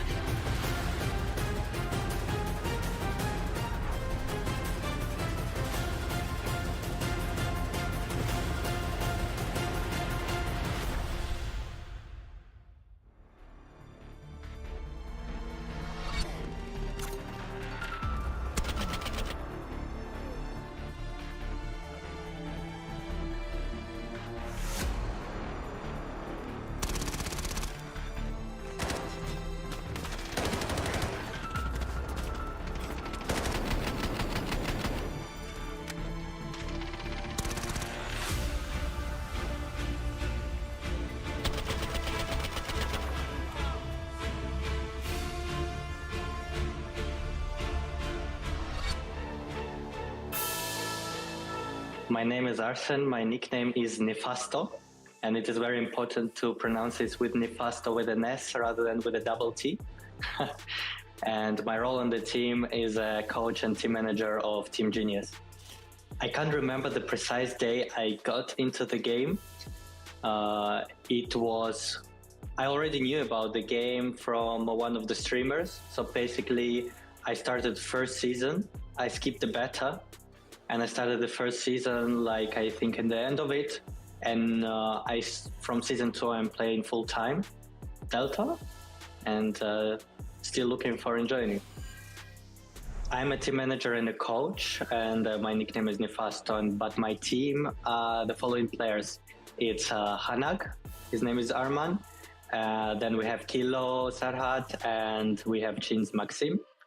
We have been playing a lot since like season 2, maybe all together mixing up. And now we decided to make a team to move further and a bit further. I would say that our lineup was changing during the times as like in Delta Force, usually you find a team and you play with them most of your time. and we were sometimes switching the players between each other.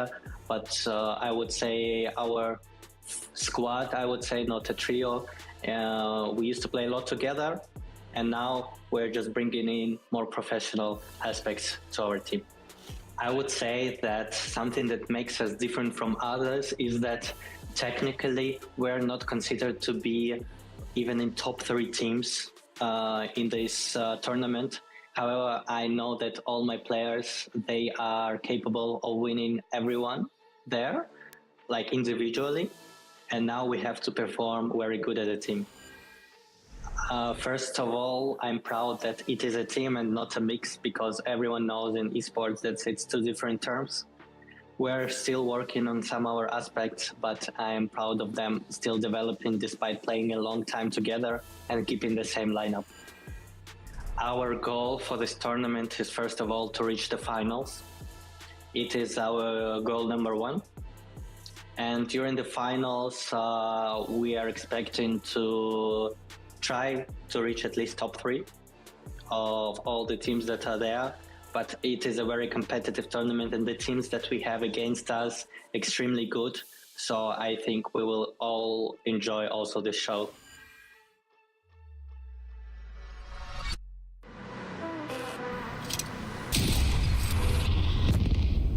The enemy got the Mandelbrick. Find it. Stop them. Mandelbrick decoded. Nice work, operator. The time to strike is now. Do not let me down, operator. Decoding has begun. Defend the area.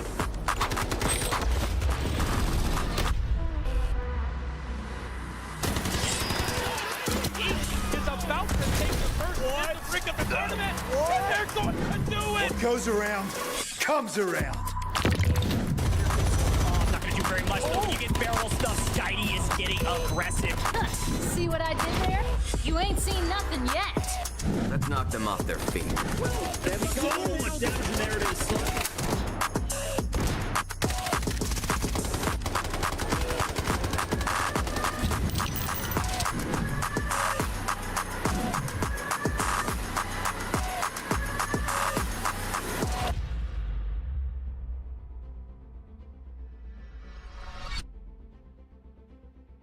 It's time for Space City, and so far only one team sits in match point position. That is FLC Clan, with a chance to end it all here in game number 4. Alliance were the ones that I think thought they were going to be in that position with how aggressively they played for the Mandelbrick over in Brakkesh, but they fell short. Now they fell even shorter, had arguably one of the worst possible outcomes happen to them over on Thai Prison. We'll see if they can climb back in the race here, with FLC Clan still solidly in first place.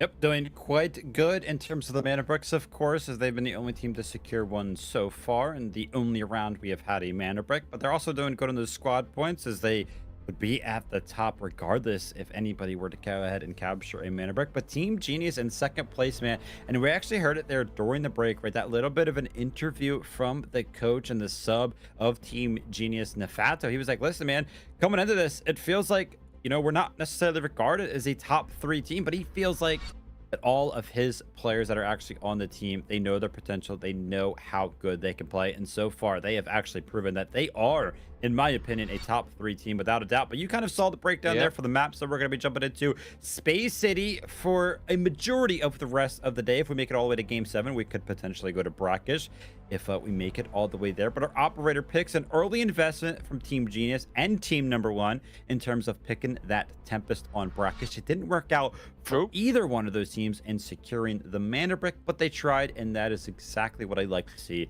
on a map like Brakkesh. Question then becomes, because we saw Gotaga do the same thing yesterday, question then becomes whether they save their second and final Tempest use for maybe around 5 round 6, or if they pop it already here. I would love to see them go for it here, because them doing it on Brakkesh tells me they have the aggression, like, you know, like they have the mindset to go out and say we can win it all early. Do it here again, because I mean, you never know. Who knows? Maybe FLC Clan does win this one, and then all of a sudden you're saving your Tempest for nothing. Yeah, we'll have to see. And you're kind of talking about investments in terms of those operators, as we do go ahead and take a look at the potentials for some of the spawns, some of our teams. But you're talking about the operator investments here. I'm going to go ahead and see if Team FLC actually goes ahead and invests in terms of bringing in the that we saw them kind of extract with on Brakkesh. Oh yeah, one more break giveaway coming up now though. As you can see on screen, a redeemable code for 1,000 Delta tickets. That is on your screen now. Redeem it as quickly as you can. This one only has 15 redemptions, so get it in there as fast as you possibly can and net yourself some extra tickets. 1,000 Delta tickets, definitely worth trying for. So hopefully you guys at home go ahead and secure that. Thank you guys for sticking with us. Again, giveaways throughout the days here, so be sure to go ahead and stay tuned. But we're going to be jumping into now probably everybody's favorite portion of the competition, Space City. And the reason why this is everybody's favorite is because just Mandelbrick round after Mandelbrick round after Mandelbrick round until we have a winner. FLC are the only team that can kind of end this thing early, and I'm looking at the gear that they have. It is going to be all gold armor. I don't know if I kind of saw the in one of their hands or not, but they're going to be trying to go ahead and land some of these utility lineups to prevent WLG from making it through the west gate. They're trying to land some of the shots in the back of them, having the marksman rifles and just spraying through with some of these LMGs. But WLG are fortunate enough to go ahead and make their way through the smoke, so they're going to be safe for now. Yeah, we'll be able to cross on over, get safely inside on the other side. Also love the fact that FLC weren't full tunnel vision on Westgate. You had Saloa like multiple times look towards the northeast, because we have seen it before as well, where the team that starts Dormitory, they're so busy shooting at Westgate that a team comes crossing from the central command building and actually takes them out. So smart awareness on the side of FLC clan to not just fully commit to the Westgate play, but also be ready for a potential push come through the other side. Oh my gosh, early aggression here from the likes of AGARTHA and WLG. A couple of trades coming in. That's going to be Yaku winning that one out in terms of picking up the kill and then also finishing the kill as well on that knocked player. Fortunately enough for the likes of Team AGARTHA, their member is still able to go ahead and be res. So the res timer is just going to be a little bit shorter for Team AGARTHA, which means that they're going to be able to reset faster and potentially apply the pressure here onto the likes of WLG. Will they play for it? We'll have to see. Now, the information is actually into it, but you ask the question, what's going to be the operator choice here for a bunch of our teams? 5 Tempests across the board, which means that Team Genius have actually used their second Tempest here, but team number 1 opted to not bring in their second Tempest, and oh my gosh, selling.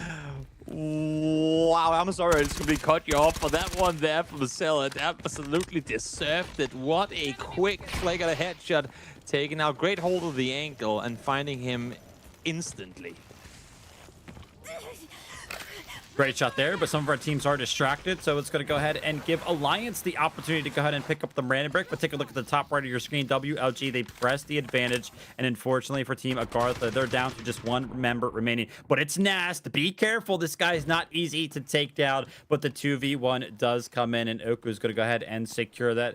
WLG, I thought they were going to be at a big disadvantage, but they go ahead and recover it, and they pick up 3 early kills. Good job on their part. We'll see if maybe they can get their fallen player back up alive as well. Should be possible. I think they're actually going for the rest as we speak.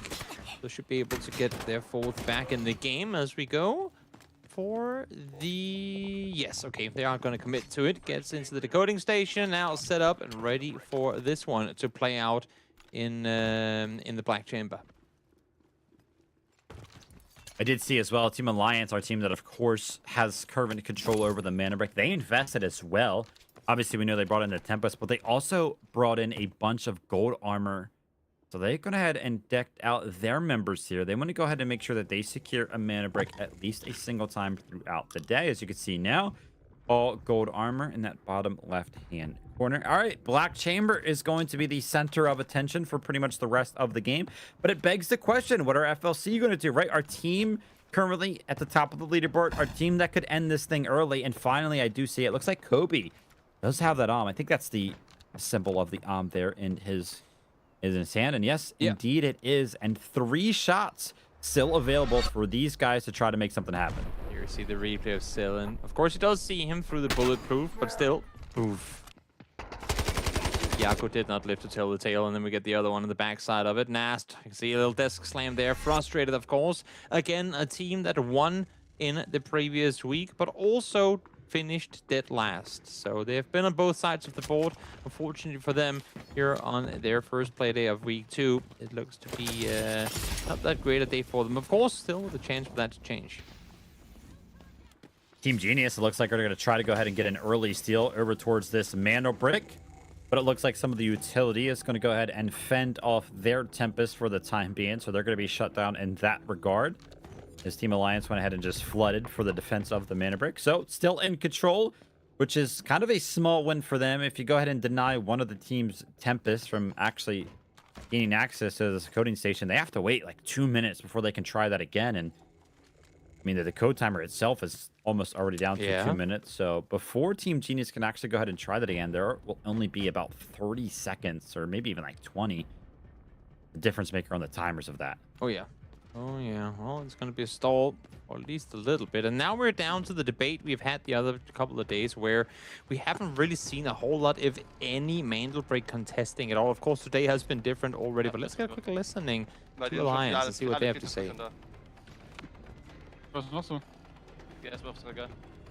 Wir hatten einen Black Chamber. Ja, wir hatten einen Black Chamber. Also von hier. Ey, sorry. Gut, dass du alle im Raum. So wie wir es gesagt haben. War nicht bei 1 Minute close gehen? Nein, auch nicht dann. Also nicht, das können wir nicht gehalten. Das kriegen wir nicht gehalten.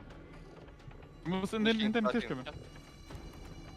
Well, my French is not existent. My German exists, but very slightly. And I believe what they're talking about is, you know, just kind of feeding info across one another, trying to figure out exactly where their opponents are getting closer towards them. If they heard anything, no, they hadn't. And well, for good reason, they haven't heard a whole lot, but they soon will. FLC finally make their way to the center of the map. Is it going to be just a little too late? We do hear some of the Tempest ults being activated. With only 45 seconds remaining, Team Alliance are trying to go ahead and defend this one, but surely one of our teams is going to go ahead and deny them from just getting a straight up 4-minute capture over towards this Mandelbrick. The team of number 1 is trying to go ahead and approach from upstairs from this CEO office. On the back of them, applying a little bit of pressure from up top. Team Genius have now opted to go ahead and run in from down low. And with just 20 seconds remaining, I think there's going to be plenty of time for them to go ahead and seize this one away. Yep. Some of the utility is going to deny it for a couple of seconds, but not long enough to make it decisive. All right, Team Genius now have control.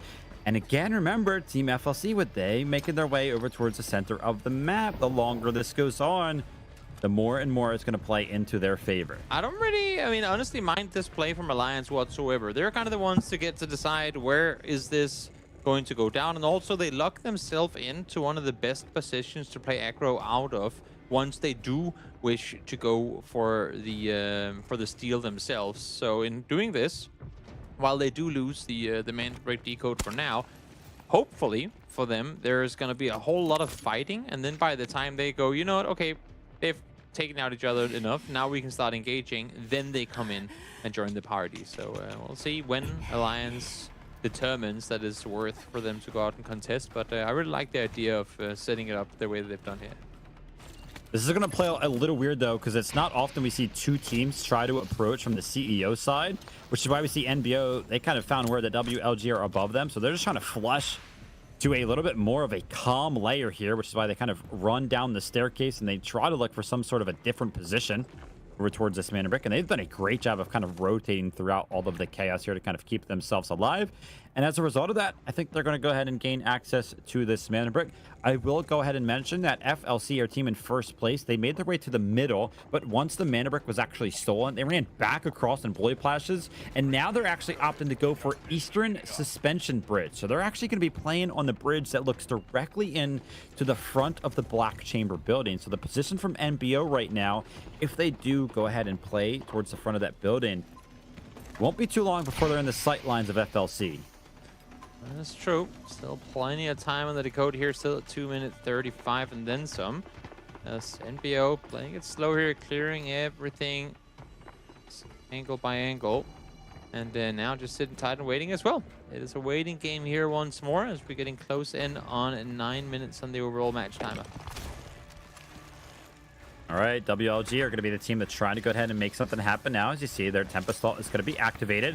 It's still going to be Team Alliance sitting in the rim directly above the Mandelbrick, but it looks like Selen is going to try to land some shots onto one of the members of Team Alliance. He does land a couple through the smoke, but it's not going to be enough to make anything happen. The Tempest Vault just does a little bit of damage, but now it's effectively going to be canceled out. Great job from Team Alliance to go ahead and fend off the push there. Definitely. Definitely. And also kind of funny that Alliance are the ones defending the position, given the fact that they're not the ones in control of the decoding taking place right now. But yeah, I mean, definitely a one Tempest denied. We'll see what more comes of it, as everyone is here kind of fighting for it, except for FLC. I am curious if FLC, when the timer gets lower, is going to join in here, thinking they can win the whole thing in Game 4, or if they're just going to say, you know what, we'll happily play round 5 as well. We've already got the first Mandelbrick. We know that we were guaranteed to get one more game in, at least if we don't win here. But even then, I kind of wish to see FLC at least try and see if there's an opportunity available for them in trying to contest this. I think Team Alliance are going to go for the brick now themselves. Yep. But the reason why some of these steals have been so easy is that nobody has actually tried to defend the Mandelbrick. But team number 1, they're all here. They're ready to defend it as Easy tries to jump through on the back for the disarm, but Enter just peeks. And yeah, because number 1 are actually in a position to go ahead and defend this, the steal now has been thwarted from the likes of Team Alliance. Now it's going to be all up to one of the other 3 teams, right? WLG, Team Genius, Team FLC. Can you guys make something happen to kind of prevent this? 40 seconds. Number 1 are in complete control. Yeah, FLC actually making their way over in this direction now as well. I was saying it just before. There is a world where they're going to make a big play here. Just 30 seconds left on the decoder. NBO, the ones in control of it for the time being, but all teams on the server are within proximity of the decoding station. So look for some big rolls going down here as we get down to just 15 seconds left on the timer.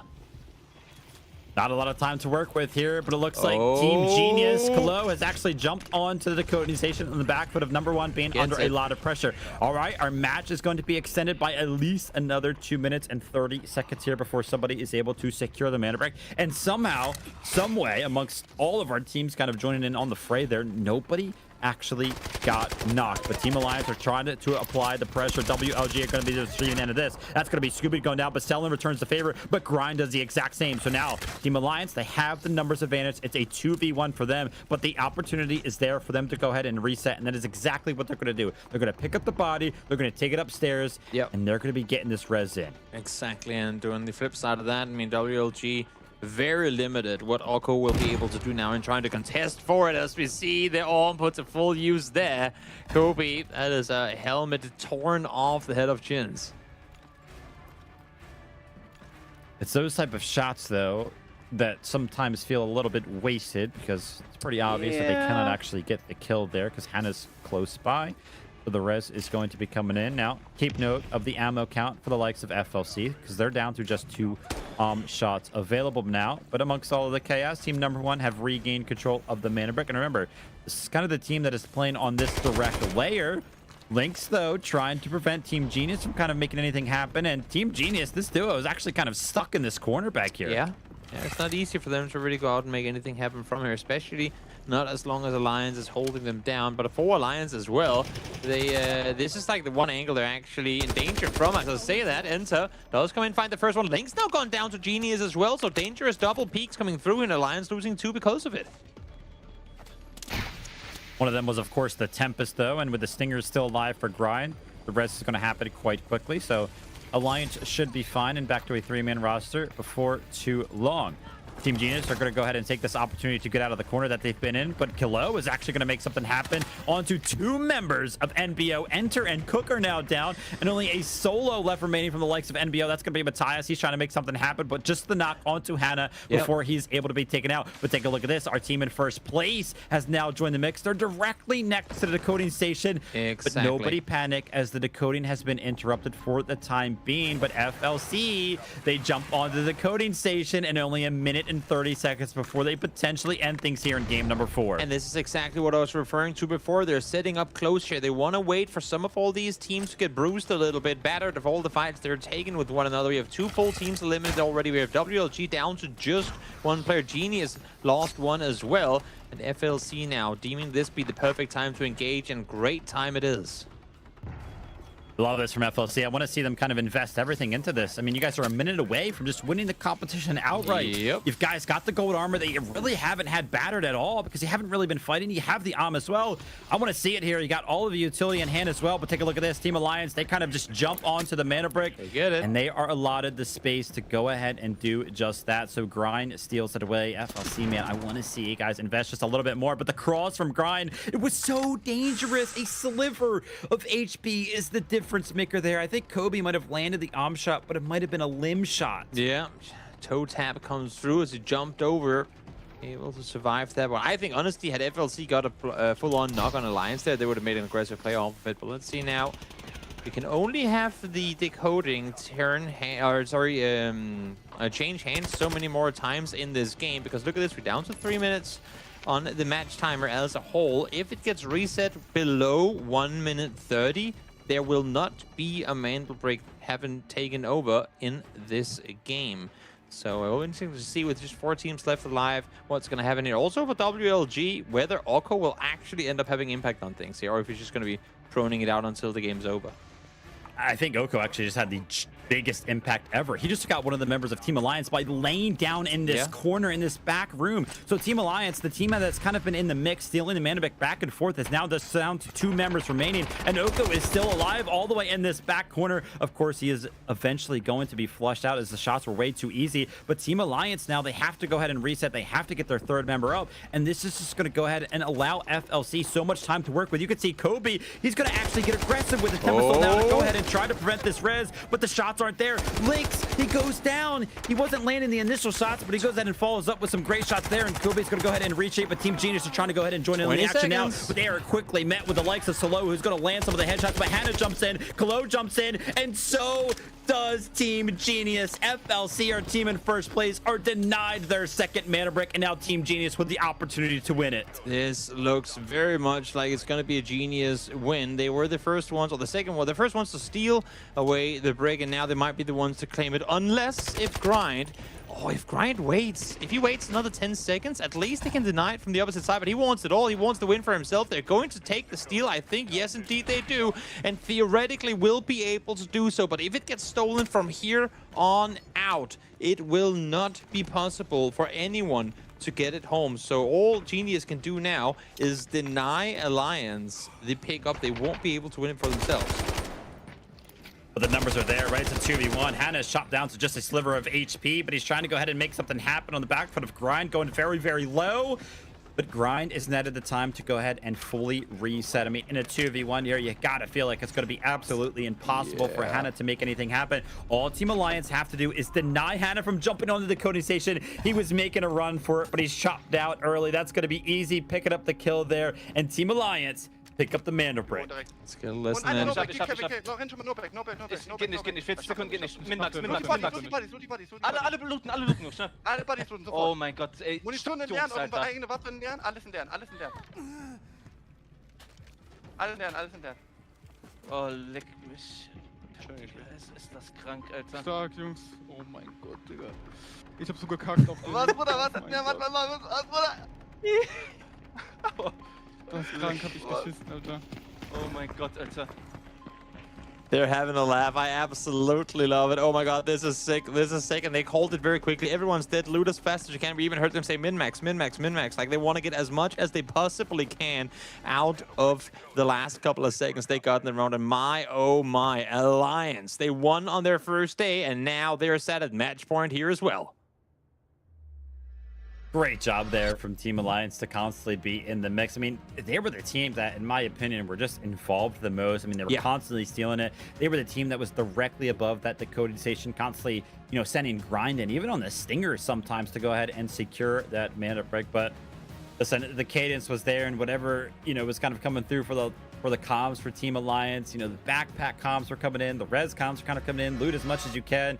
But at the end of the day, I mean, of course, you want to make as much out of it as you possibly can, but getting the mana brick is going to be enough to make that one worth it for Team Alliance. 5 kills, 1,500 damage, 1.3 mil on assets gained, and of course, that mana brick has been decoded now by a second team here on day number 3 of week 2. keep in mind as well, Alliance did win the whole thing in their 5th game of day 1 on Friday, and well, they have a chance to go out and do exactly that again here as they come out with 5 kills, 1.3 million assets, and the brick. Very reminiscent of the Brakkesh round that FLC had moments ago, just literally getting themselves everything they possibly could off of a round like that. Team Genius, though, actually walk away with the most amount of kills. We saw them up there with 7, and that's why they're going to be kind of owning this top 3. Hannah, Kalo, and Chins. All of Team Genius up there with 3, 2, and 2. Some of our top damage dealers, though, it's not going to be all Team Genius, even though they got the most amount of kills. It's actually going to be Team Alliance. And I mentioned this. I mean, these guys were constantly in the mix. They were constantly fighting for the Mandelbrick, which is why it felt like they really did deserve it when they ended up picking it up there in the end. But some of the assists as well, no surprise, it's going to be going to the 2 teams that, of course, picked up the most amount of kills in general. Yeah, Grind playing absolutely incredible this game. He has been so aggressive on the side of Alliance, really a dangerous player. Not only that, is he dangerous, but he's also the guy with the quickest hands, able to find himself 600,000 worth of loot in the end of this one. So overall, great game for Alliance, an incredible game for Grind, who will also be your round 4 MVP. Yep, great work there for Grind. I mean, this guy getting the MVP, getting the kills, getting some of the damage done as well. I mean, it's crazy stuff, right? He's playing the Stinger as well. This is not the operator that you would kind of imagine to find so much value in some of the kills and some of the damage. And again, I mentioned it, they kept sending him in for the steals as well, Toby. So this guy was just doing everything. Oh yeah, absolutely incredible player. And again, I love the fact that we're getting to see some of these teams time and time again in the world. In the Rise League here, because they're really not only getting to show what they're worth and getting to show what they're capable of, but also creating fandom game by game. Everyone now getting to see, oh my god, these guys are actually pretty good. Believe you me, their Twitter accounts are going to be boosted up with followers over the course of the next couple of weeks as we hop on to a brief break now. We've got more Space City coming, FLC and Alliance at match point now. We'll see if either of them can win it in game 5 or if we're continuing all the way through to match 7 today. But first, a brief break, and then we'll get ready for more Delta Force coming up.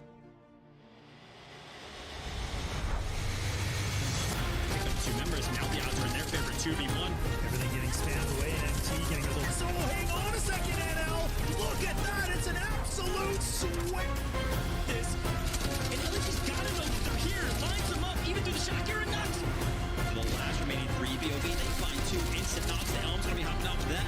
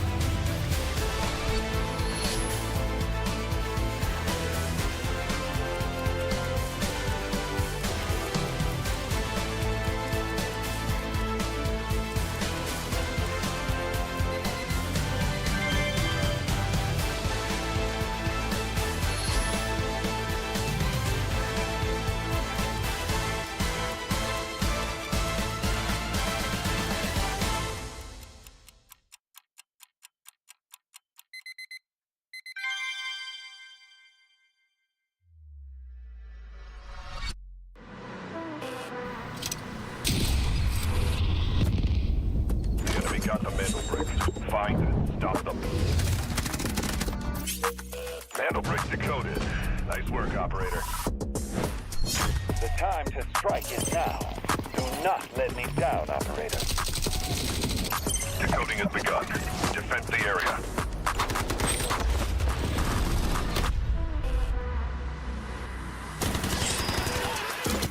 Is about to take the first hit to bring up the tournament. And they're going to do it. What goes around comes around. Not gonna do very much though. You get barrel stuff. Skydie is getting aggressive. See what I did there? You ain't seen nothing yet. Let's knock them off their feet. There we go. Much damage, and there it is.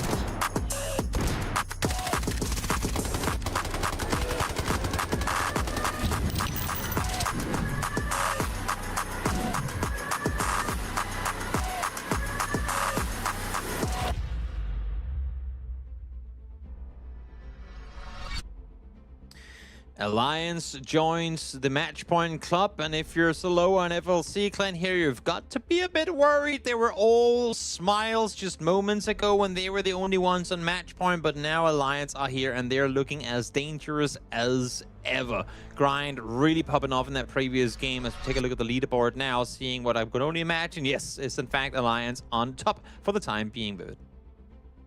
Yep, great work from these guys there. Remember, if you're tied in Mandelbrick, the tiebreaker kind of goes over to the squad points. So the fact that Team Alliance just have more squad points than FLC puts them towards that top spot. Team Genius, by the way, a surgence in their squad points after game at number 4. They're just on the back foot of them picking up 7 kills in that game specifically, is of course going to be putting them in 3rd place. But again, we're kind of seeing a similar performance to what we saw out of Team Gotaga yesterday. A team that has the most amount of squad points sits in 3rd because they don't have the Mandelbrick.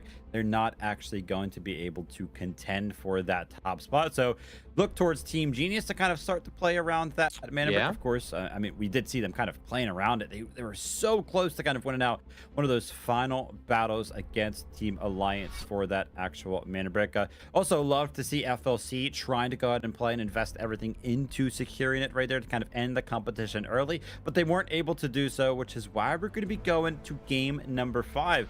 Now, 2 different teams can kind of end the competition earlier, Team Alliance and Team FLC, but these Tempests are already running out for some of our teams. Just Team Genius, though. Yeah, that's the issue, right? Genius, they invested the Tempest into the Brakkesh round. Then they went so here again, and now still yet to get a Mandelbrick. They don't have any more Tempest left to work with. So all they can really hope for, I mean, of course, you can theoretically easily, or well, not easily, but you can theoretically get a Mandelbrick win without a Tempest in your arsenal. It just makes it that much more difficult. But I guess what they're hoping for is making it all the way to that round 7, and then potentially netting themselves one there. Because so far, with the squad points they've gotten, if no one gets the double break and they get one for themselves, there's a good chance that they can come out victorious in the whole thing. Yep, without a doubt here, and obviously we're going to be interested in Team Alliance and Team FLC and where they can kind of spawn in this game. I do see FLC in contention for some of those tier 1 spawns, but unfortunately for Alliance, because they got that tier 1 spawn in just game number 4, they cannot get it in back-to-back games, so they're going to be denoted over to one of those tier 2 or tier 3 spawns. That being said, they're not necessarily out of the race for the Mandelbrick just yet, so we'll have to kind of see how they play. But I would imagine we saw 5 teams have the potential to kind of bring in the Tempest once more. I feel like all 5 of those teams should probably invest it now. With 2 teams on match point, you don't want to leave it up to chance. For sure. Just saw Genius on screen there for a second. They're loading in with full goals across the board. So despite not having a Tempest to work with, they're still investing everything they possibly can in to try and secure themselves the brick here in this round. A lot of purples on the board in this match, as we see. AGARTHA trying to make the cross on over here, but Alliance actually not really too eager to try and take them down. They're looking the other way, but they're looking over towards Genius instead and trying to cut off their cross, but can't quite connect with the shots.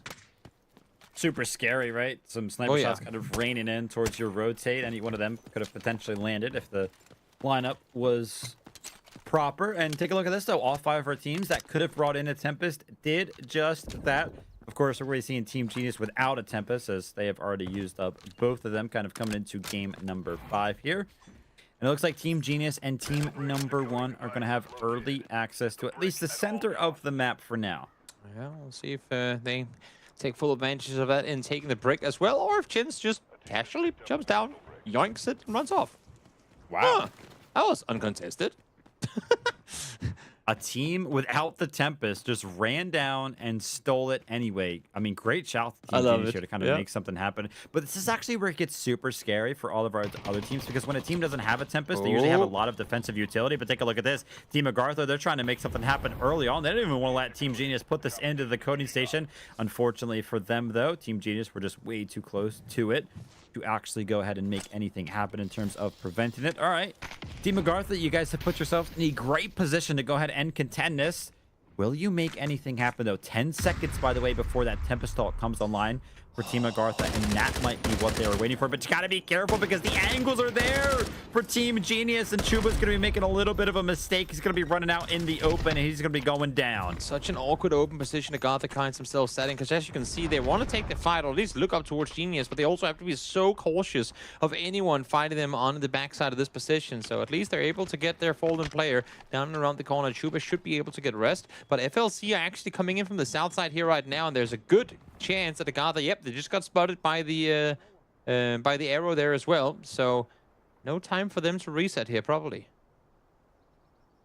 I mean, the information should be in. They only scanned 2, and since they're in such an open area, FLC are probably like, wait a minute, we only scanned 2. We would have surely scanned the 3rd if he was anywhere around. So they could kind of assume that they're potentially up against a duo. And this is really rough here, by the way. Take a look at Yaku on the Luna. His armor is down to what looks like about 1% durability. So he effectively is not wearing any armor right now. If he gets shot just a couple of times by some of these gold bullets that some of these teams have brought in, he will go down very, very quickly. Yeah, so much for bringing gold armor into the game. You wear it for 2 minutes, and all of a sudden it's completely destroyed. Let's grind now, still with the bold action in hand.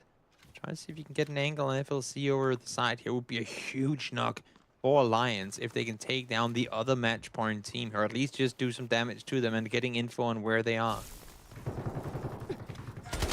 Also, all of this fighting is kind of going down as Yaku tries to make the cross here, but again, just no armor to kind of help and support him, and that FLC are going to be taking full advantage of that. And it looks like Kalo on the other side of things is going to go ahead and get the knock. It was onto a Tempest ult, though, so Nas is potentially going to be safe, but I think Kalo is going to go ahead and try to deny this one from coming in. Some of the shots did land, and Team AGARTHA are going to be wiped out early. They're our first team going down here in game number 5. But amongst all of this action that's kind of been happening, nothing's really going on towards the Mandelbrick. We're only down to just 90 seconds before Team Genius actually go ahead and secure this. And I think it's big that Genius actually were the ones to get it early, because as we were saying, they don't have a Tempest. So in getting the play, like the decoding started early on, they don't really need a Tempest as long as they can defend, because look at the team they have here with Allura as well. They're in a good position to defend. They're 2 very aggressive operators to try and defend this position with plenty of util to boot. So not necessarily the worst players. Alliance do find Jax, the first one of FLC gone down. Soloa trying to make something happen here with the utility. It is going to land, but I don't think it's going to do much. Lynx is kind of forced off the angle, but again, all of these fights that are going down, just helping out Team Genius so much. They're just capturing the Mandelbrick for free, but Easy is in a very dangerous position right there, especially when you're up against the likes of Solo. He's going to be landing some great shots there, but not enough to go ahead and make anything happen in terms of knocking any one of the players. And now the team of number 1, it looks like they're going to be joining the mix here, as is WLG, but the Tempest ult is going to be denied.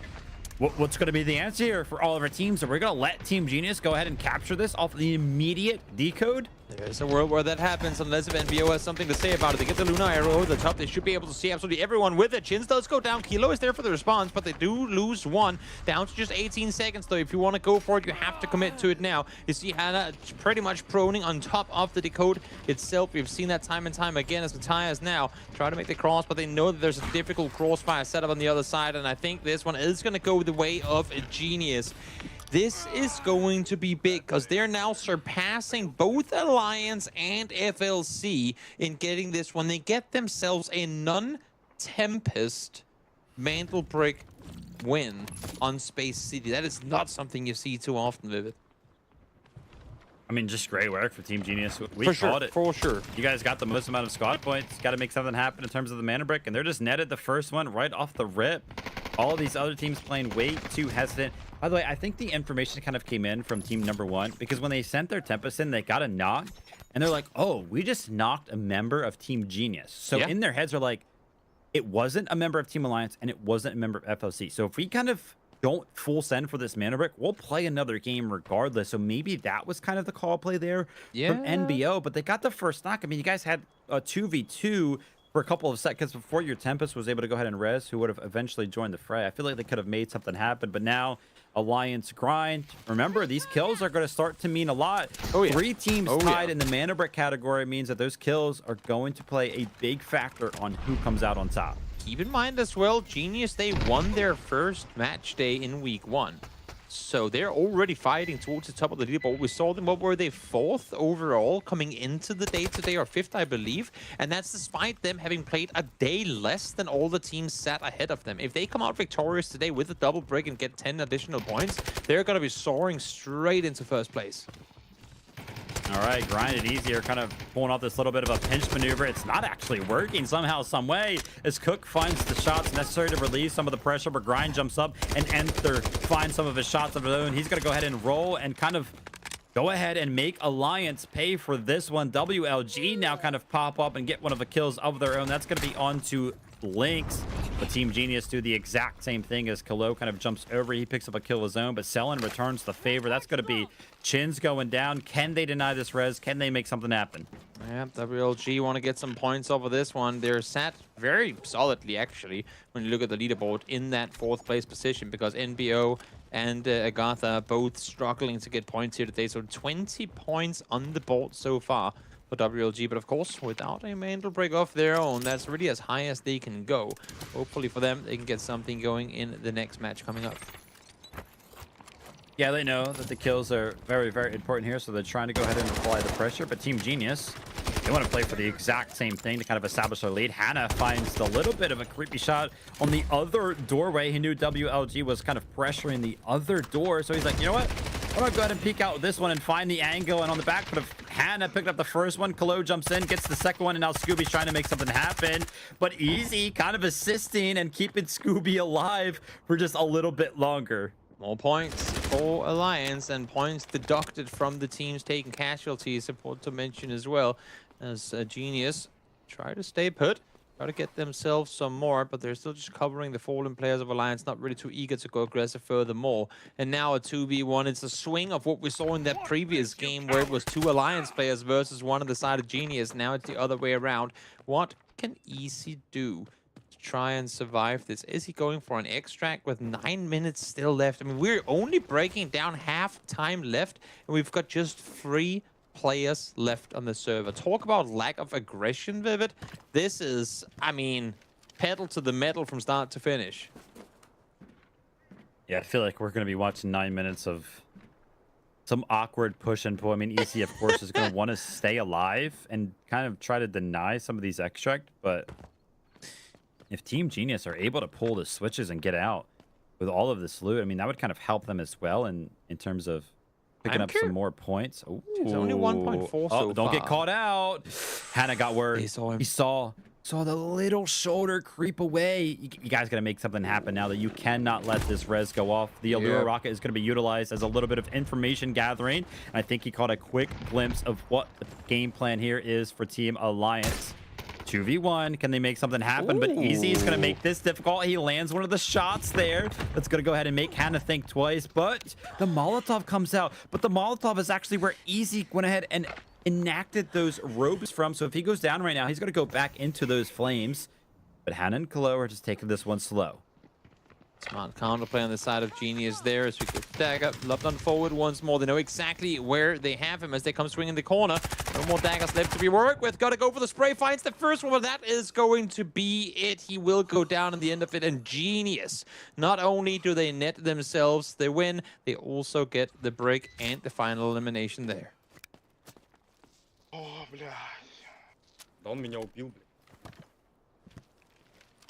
round. Couple of final words there. Pretty happy about how it went. I mean, 6 total kills, a Mandelbrick, and the opportunity to loot. I mean, let me do some quick maths here. We got 5 teams, 3 members each, 15 bodies on the ground scattered across Space City right now for these guys to go ahead and pick up. This might end up being one of the highest extracts we have ever seen so far throughout the Rise series. I mean, I can't specifically, I don't know the number, but with all of these like M7s that you can see worth they're worth like 700. You can kind of tuck a couple of those away into the backpacks. Of course, all of the ammo you're able to kind of pick up. Just all of this gear is going to be worth so much. So this might end up being like 10 mil in total for just 2 members kind of making their way out if they're able to go ahead and pull those switches, which I don't see a reason why they would not be able to.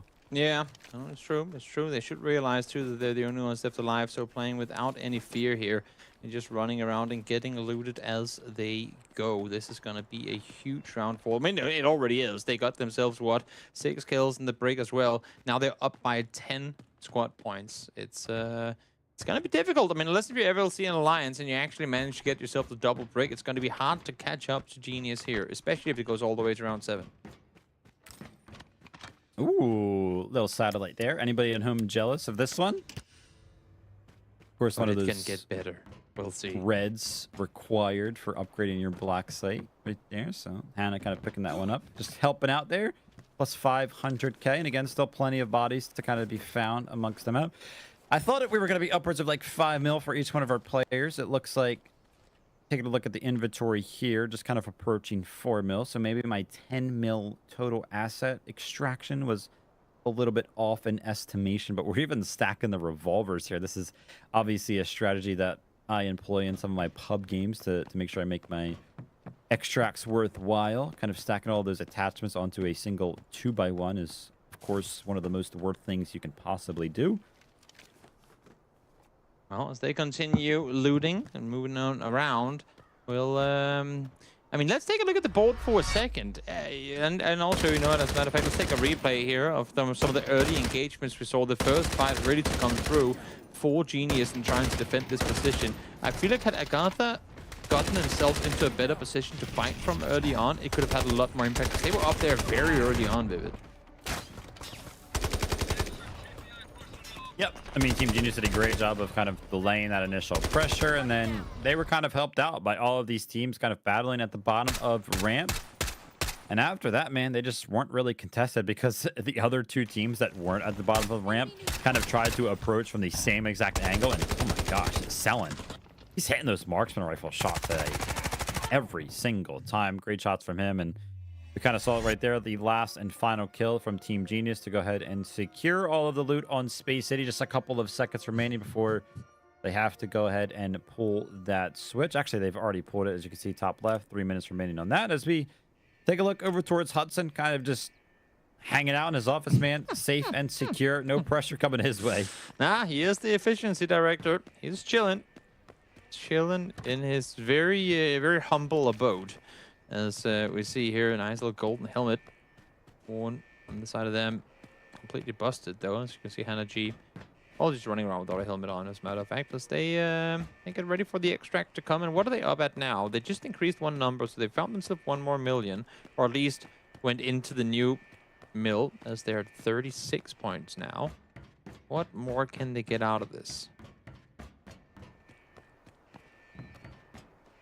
We'll have to see what the total ends up being here for Team Genius. But, I mean, listen, these guys are doing great. They've had a very good game number 4 where, I mean, they didn't get the Mandelbrick, but they got 7 kills that last game, right? They just picked up so many squad points. And then, of course, this one to boot where they're picking up 6 squad points just from their kills. They're going to get probably another 3 or 4, maybe even 5 more just from the amount of loot that they're able to go ahead and extract with. So a big swing of things in terms of just the squad points over the past 2 games for these guys. But then, of course, the Mandelbrick being the biggest contributor to where they'll actually end up on the leaderboard. So Team Genius, man, they are proven once more. I mentioned it. We heard it from the interview. The coach, their substitute player, was kind of mentioning in the interview, yeah, you know, they feel like coming into the competition, nobody's really regarding us as a top 3 team. Look at your guys now, man. They're doing very, very well. Definitely. I still go down here, probably just stand around and salute each other for the next 90 seconds. Of course, there is a world where theoretically there could still be somebody alive on the server, but I don't think they're too worried. As a matter of fact, Hannah G is going to fly around just double checking, seeing that everything is clear as he blows up the bridge. More than it was blown up already. And there is Hudson dancing around. Just taking in the whole thing. efficiency director. He's like, yeah, Team Genius, we're pretty efficient this one. That's awesome. Great job, guys. There should be a button you could press when you're the only team left on the server going, do you wish to extract now? You have completed the round. And then they can go, yeah, sure, let's go. but of course, they are going to sit tight, play it safe. We'll add that to Toby's wish list. You know what? It is getting pretty long, this list, at this point. And by the time, if we were to, at any point, just give in to all of the ideas, this would be a very different game. And not for the better, I think. We'll chill for the next 25 seconds as... Of course, do want to remind everyone watching that if you are here thinking, oh no, it's going to end soon, I only just tuned in, well, good for you, because there's an entire evening's worth of America's action coming up later tonight. It is starting in, let me see if I can do math on air, 5 hours, if my math is correct. 5 hours from now, the America's tournament will be starting, where we will get to see, let's see, who will we get to see? We'll keep that in mind after this one is over, as we do now have this one come to an end. All right, Team Genius, of course, going to be the big winners here in game number 5.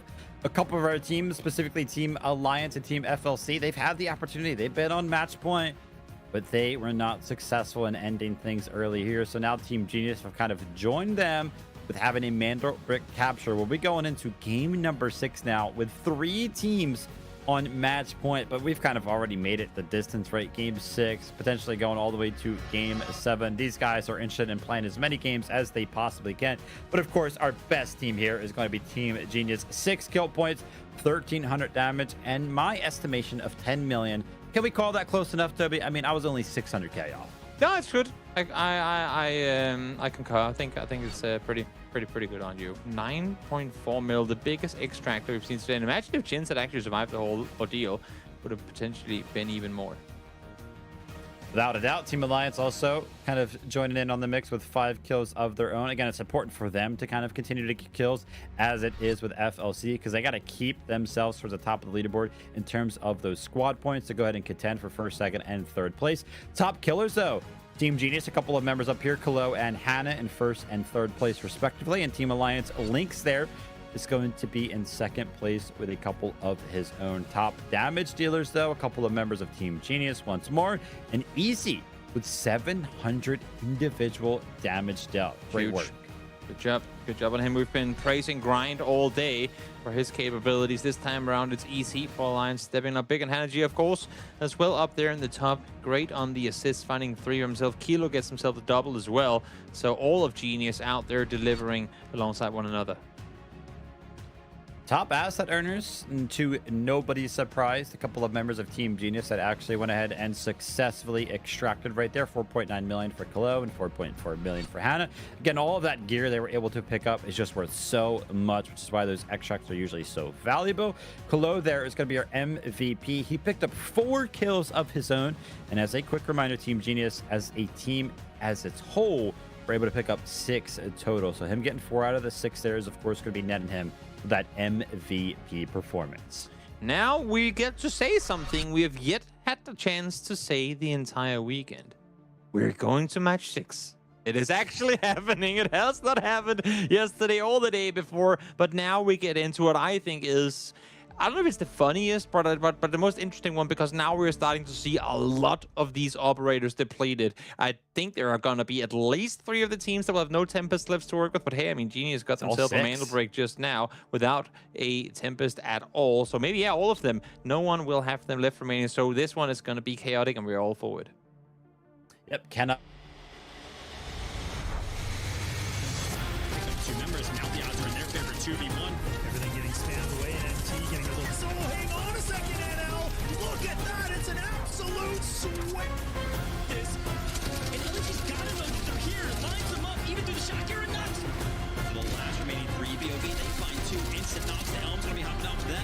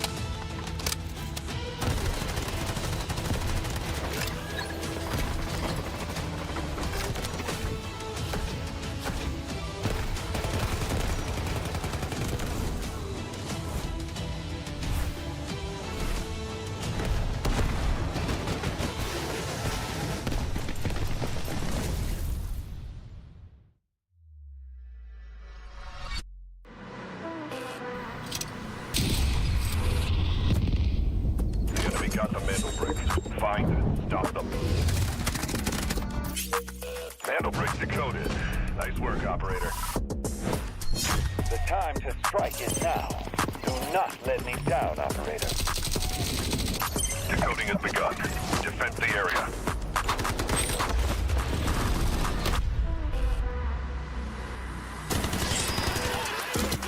Is about to take the first brick of the tournament. And they're going to do it. What goes around, comes around. Oh, I'm not gonna do very much though. You get barrel stuff. Skydie is getting aggressive. See what I did there? You ain't seen nothing yet. Let's knock them off their feet. There we go. There it is.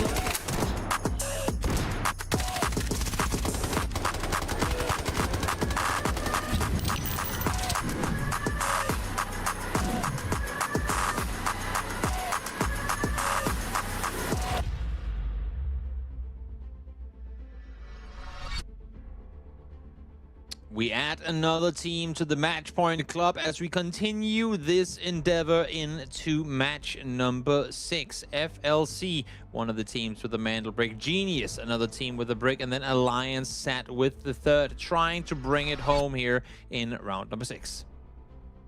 Go ahead and take a look at that leaderboard, how it is looking now. And yes, sure enough, Team Genius have established a giant lead over the other two teams that have a Mandelbrick. Team Alliance and FLC have a lot of work to do if they want to go ahead and catch up and kind of win out on that tiebreaker.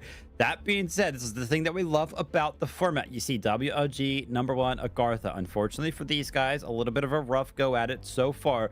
But remember, this thing could go all the way to games number 7, which means that we could potentially play 2 more games, which is plenty of opportunity for any one of these teams to go ahead and still pick up a second Mandelbrick. So any one of our teams can still win, and there are a bunch of shakeups that can still happen on this leaderboard. That being said, Team Genius, they got to be feeling pretty confident about where they currently stand. Definitely. Even if they aren't winning, like let's say either Alliance or FLC comes out of wins in this very game, they're like 99% guaranteed second place. So really good performance overall from Genius, regardless of whether they finish off the day in first place or not. But as we're kind of alluding to, the opportunity to use Tempest completely gone. There's a lot of Morses gone. Luna has been depleted on 3 different rosters, but focusing in on Tempest. If you can't get Tempest, which, well, no one can, what is your best alternative according to you, Vivid? Like, what do you usually see teams replace a lack of a Tempest with? We've seen D-Wolf a couple of times be used. Remember, it's kind of like similar situation where you just kind of pop the ultimate. You gain access to some mobility just because your movement speed in general is kind of increased, and then D-Wolf can as well kind of like slide around and kind of dodge some of these shots that otherwise you may not necessarily be able to. But yeah, I would expect to kind of see some D-Wolves maybe in the mix here for a bunch of our teams. We'll have to see how this one kind of pans out. Who's going to be getting the opportunity to get a tier 1 spawn here? Team Alliance, a team with the Mandelbrick. Team FLC, a team with the Mandelbrick. And Team Genius, a team with the Mandelbrick. So 3 out of the 3 teams that have already captured a Mandelbrick have the opportunity to get a tier 1 spawn, which means that one of them is guaranteed to get it. What can they do with it, though? Well, last game, we're at 9 minutes left. We were down to just 3 players. I wonder if it's going to be equally chaotic this time around, or because now that half the lobby has a chance to win it here, if it's going to slow down because everyone's been that much more cautious. Not a lot of golds being invested into this round. Genius sending 2 players in with it. Kilo and Hannah G able to lock in goals, but economy of course also getting depleted with every single round, as no one's really extracting here in Space City. Team Genius have. Yeah, with 10 million. So yeah, they'll be doing very, very well in terms of not being limited to what they are able to kind of bring in. But here it is. We're loading into game number 6 here. What are going to be the comps here for a bunch of our teams? I am seeing a bunch of Alurus, a couple of D-Wolves, not necessarily as many as I probably would have thought about, but Team FLC and Team Genius are going to be sharing those tier 1 spawns. You can see FLC over by Westgate, Team Genius over by Employee Passage number 2. And then I also saw Team Alliance. They got that Central Command building spawn, which I feel like is a pseudo tier 1 spawn on Space 80, because you can also run directly into the center of the map with that spawn as well. Oh, look at that FLC getting through. I saw the triple blaster being shot over, just missing its mark by a little bit. FLC was sat right around the corner. Had all 3 of those grenade hit on impact. That could have been an absolute huge start for AGARTHA to potentially take out 2 FLC players, but not quite to be, as FLC will make their way across. Everyone will, as a matter of fact, get their way on in. Desmolins will be taken down by Hannah G, as now, again, all eyes on the brick. We're seeing it too. Team Genius, they brought in gold armor across the board. It shows that Chins isn't wearing any, but you got to imagine one of the members that made it out, Kalo or Hannah, probably bought him some armor to kind of help out in terms of the economy for him. But with the boss going down, Grind actually goes ahead and jumps on the Mandelbrick. We thought it was going to be a D-Wolf. It's going to be a Toxic this time around. There's a little bit of a gap in the smoke. Selwyn is not going to be quick enough this time, and this time early. We've seen him hit some shots throughout the day. That one, difficulty a little bit too high. So for Alliance, it's the 3rd time they get to run off with it, as, ooh, nice little red helmet pick up there. Would imagine that it's going to be put straight on the head with everything to play for here in this round. WLG, though, actually get one of their members knocked. The rest is going to be coming in there. And here it is, Team Alliance. They put the Mandelbrick into the decoding station. This is where things are going to get crazy. We have seen before, when teams do not have a Tempest, they are very, very timid. They are very, very scared to actually go ahead and approach these Mandelbricks, because the Tempest is kind of the center of the strategy for a lot of these teams, right? So when you don't have it in your hand, can be scary sometimes to kind of work without it. So what are our teams going to do to go ahead and answer this one from Team Alliance? Also, we're at a point now where, are you content with the position you're in on the leaderboard? I mean, obviously, for Alliance, Genius, and FLC, you might be, just because you know that even if you don't win, you have top 3 guaranteed. But if you're below that, I mean, do you dare go out and make a play, potentially lose everything because you went aggressive to try and take this last break? Or do you say, you know what, screw it, we got nothing to lose? Like, if you're AGARTHA here, or NBO for that matter, might as well. I mean, I don't feel like they have anything to lose in trying to play it safe here. I agree with you completely. But it'll be up to them on what they go ahead and decide to do. The pressure's coming out. WLG are actually making a great effort here to go ahead and flush out one of the members of Team Alliance that were trying to go ahead and defend this staircase. So great job from WLG to kind of make something happen early on. You could see Team AGARTHA over there in the distance. They're going to be on buoyancy. Now, there is that little bit of a doorway that leads out to this decoding station specifically. They're kind of close enough to go ahead and play around this one, but it looks like Grind kind of got a little bit of an audio cue there. He heard some footsteps, so he goes ahead and puts down that blinding smoke. The pressure's coming in. There's a couple of teams pinching Team Alliance on this Mandelbrick. Let's see, anyone going to make that move early on? Genius with a nice cross angle there. Not really liking what they're seeing. Continue to play it slow. A lot of util being deployed here as well to try and make some more space, but no one really opting to play aggressive forward. Grind single-handedly tasked with holding off the entirety of AGARTHA here. All right, we're down to that 90-second mark again. Last time we got here, when it was Team Genius, just last game, Nobody was able to make any progress. That being said, I feel like that smoke landed by Chuba right there was probably enough, right? Force Team Alliance off of the angle entirely. All right, here it is. Team AGARTHA, you called him out for it. You wanted to see them kind of invest everything into it. Ooh, almost a mistake there as the leg started to get shot, but not enough shots go ahead and land. But WLG take full advantage of this one. Team Alliance are now under a lot of pressure from multiple angles. That's going to be grind going down. What can Easy and what can Lynx do to go ahead and try to recover things here for Team Alliance? And they come in the swing the corner. They will get the flush onto grind as well. It's a big loss early on. Easy the chance to get the res up potentially, but for now, not quite the case. WLG all sat there ready and waiting, and you can see with how Alliance were positioned off of having put the brick in the decoding station, they were never really going to contest a potential steal. We saw them do this in the previous round as well, but they'll just want to be the ones that actually get it started. They want to be the ones to decide where it's going to be put down, and then off of that, they'll sit back and wait for a bit longer as AGARTHA now on the break here. Currently last place team would love to jump up into fourth with the break off here. Yeah, without a doubt. Team Genius, the team that I feel like a lot of people at home are kind of looking towards to do something here. They sit in first place currently. They don't want to just let this mana brick go away because they don't know who's decoding it right now, right? It could potentially be Team Alliance. It could potentially be FLC. If that's the case, Team Genius would kind of be conceding that first place spot over to one of those teams. But after they've made such a great push towards the later half of this competition here today, you would imagine they want to play for first. They've got to play for first, man. You got to keep yourself steady on those group stage leaderboards. Definitely. Definitely. See Chuba trying to isolate angles as WLG will be given this one for free. No contest in that one. MBO do lose one. Go be able to find Matthias. Flush will be confirmed as well, but we'll see. Potentially there's a rest to come, but a lot of teams taking early fights here.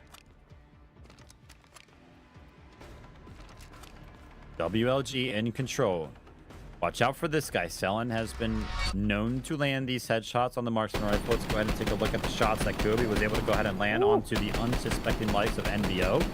It's actually crazy. They only got one single kill out of this. You can see some of the shots were landed right after that onto Cook and Enter, but they couldn't go ahead and get the knock, unfortunately for them. Selen's got to be careful. The nade's coming in, and it does land. Let's get him.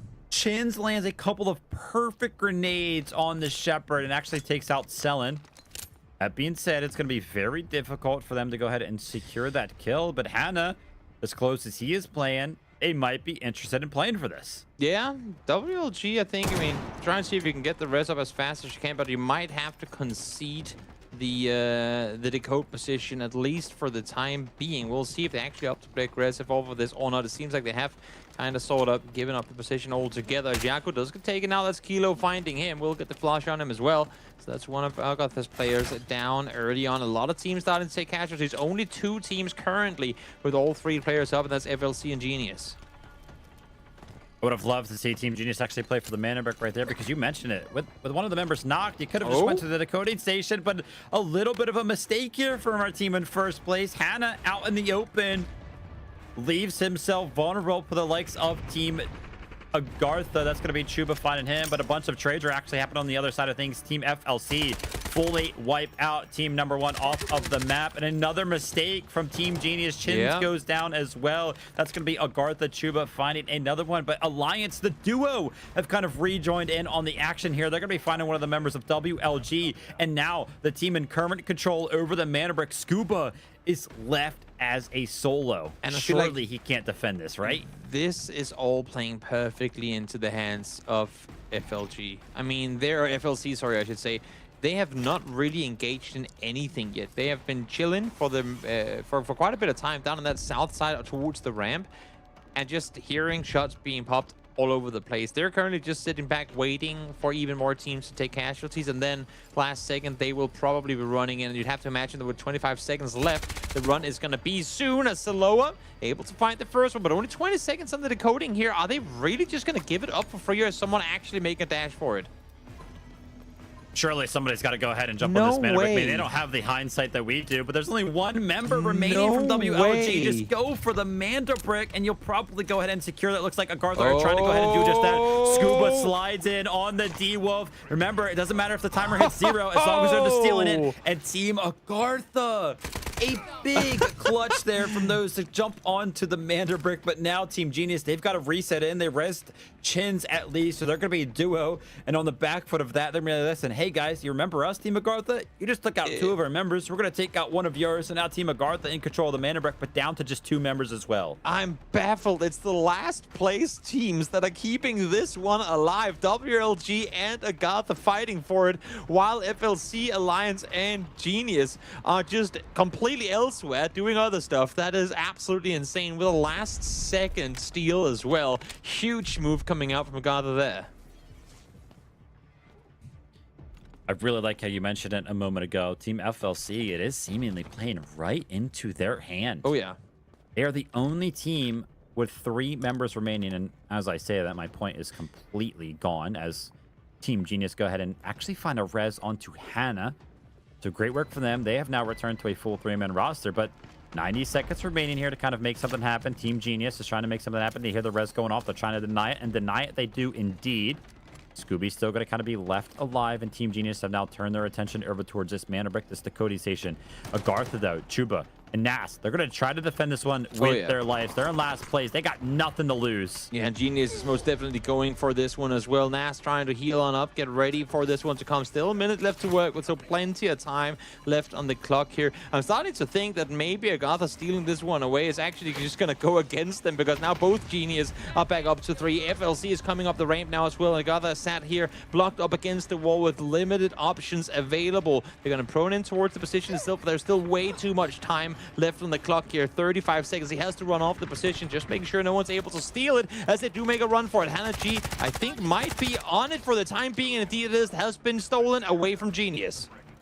Yeah, but Team Genius, they get chopped down. 2 members go down. There's only 1 single member left remaining, and he's actually the one on the Mandelbrick directly. But on the back foot of him, picking up the Mandelbrick, he's able to go ahead and find a knock of his own. But Scuba is going to be having the nade in hand. That could do enough damage, but it's not going to land. Scooby trying to make something happen here. Selin is kind of trying to crawl to some little bit of a safe place. FLC are once again kind of winning the war of attrition. They are the only team left alive as a full 3-man roster. That being said, Team Genius could potentially make something happen here. If Kalo was about to go for that res, I was about to scream, because I was like, there's no way that you go for this one right now. But I think he was actually trying to do that little trick where you pick up the body and kind of jump away with it. But it looked like it failed there. All right. What can FLC do? You guys, listen, you guys got the armor necessary. You guys got the numbers necessary. This is riding itself up to be a win for them for sure, with how they're pushing up right now, taking this position. Look at this on the points total. They're sat so far behind Genius, but they could win the whole thing with the double break come through. 45 seconds still on it. They will get this for free. We're now down to the minimal time of reset at 1 minute 30. Every time it gets stolen from here on out, should it get stolen again, it will reset up to 1 minute 30 time and time again. And FLC now, who has anything in him to go out and contest? Is it going to be the 2-man of Alliance trying to flank down around the other side? Oh no, it's the AI actually going to give up their position. I thought for a second the bot was going to give up their position.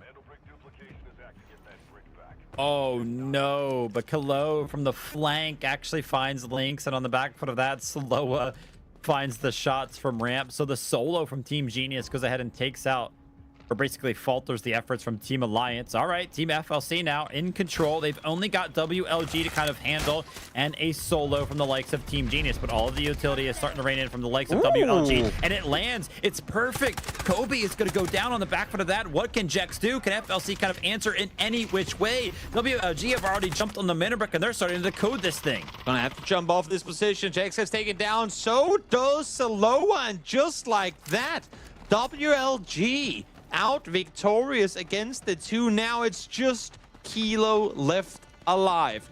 Is there a world where this young man gets a 1v3 and a win? Now keep in mind, there is one player, Chins could theoretically get rest, but his bleed timer is practically down to 0, and he's almost down on top of the brink. So that's like never gonna happen. This is against, like, this would be a highlight of the year if Kilo makes this happen. Do not be too surprised. These guys have shown before that they can do some crazy things. He's got the perfect weapon for it, by the way, right? 75 shots to kind of work with. And oh my gosh, like a quick scope with an LMG, lands some quick shots there, but the nade is probably going to do enough damage to make him think twice. The toxic ult does land. 15 seconds. And the nade comes in. It does so much damage. But Kalo, with 10 seconds remaining, is he going to just go for the dash? Yeah, he is. No He's going to go ahead and jump onto the Cody station. Kind of delay things here from WLG. But he's got to heal, right? And he's got no armor left to work with. I don't even know if WLG knows that this is just a solo kind of playing around with the idea of making this happen. No way this is happening. Also, keep in mind, there is a world where no one gets away with it. If it stalls for long enough that it goes sub 1 minute 30 before WLG steals it back, then no one gets out with a Mandelbrick here in round 6. Oh, position is exposed. They see now that there's just a solo player on this backside here. Shots fired. Connects on the first one, but has to reposition immediately thereafter. Now they're going for the run. There's a little bit of an angle where you can see him. Just one more bullet needed to connect in order to take him down. It will reset once more. Unfortunately for Kilo, not going to be able to hold on to it. And now has to go back and do the impossible once more in a 1v3. How is he planning on making this happen? You gotta imagine, man, he's just like, I wish I had just one teammate up right now, because the amount of damage he's been able to do as a solo, just a little bit of help probably would have been able to pull this one off. But the numbers game is just too strong when it comes down to having 3 operators available. I mean, so much utility, so much firepower. Let's go ahead and jump into the comms here and see what these two teams are thinking about.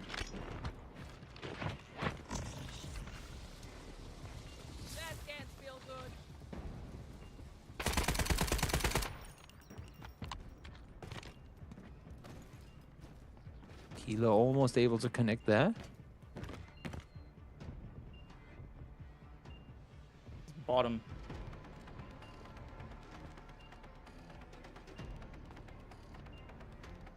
We need this snowbag too. He's still there. Bottom. He's running. I'm outering. Copy the brick, copy the brick. I'm gonna running him down. Okay, I'm copying. Nice. Copy brick, 10 seconds. I think you can go, you need to go sell an instant no back. No, I don't have gold. I can run, but yeah. Just run. Good round for WLG as we get our 4th team on the board. And look at that, WLG off of being sat down 4th place. They jump up into 2nd place now off of this win. And should they be able to extract here, it's going to be even better with it. Just 50 seconds to work with, but should be plenty of time for Selen to get out. You can hear it. WLG trying to make the absolute most out of this one to code the Mandelbrick, so that way they get a couple of extra alloys there to boot. Then they're also constantly thinking about sending somebody out through this backpack extract. Again, it's all about the economy game. They want to make sure that they stay healthy in the back, so that way they can kind of go into game number 7. Where we going the distance here, Toby?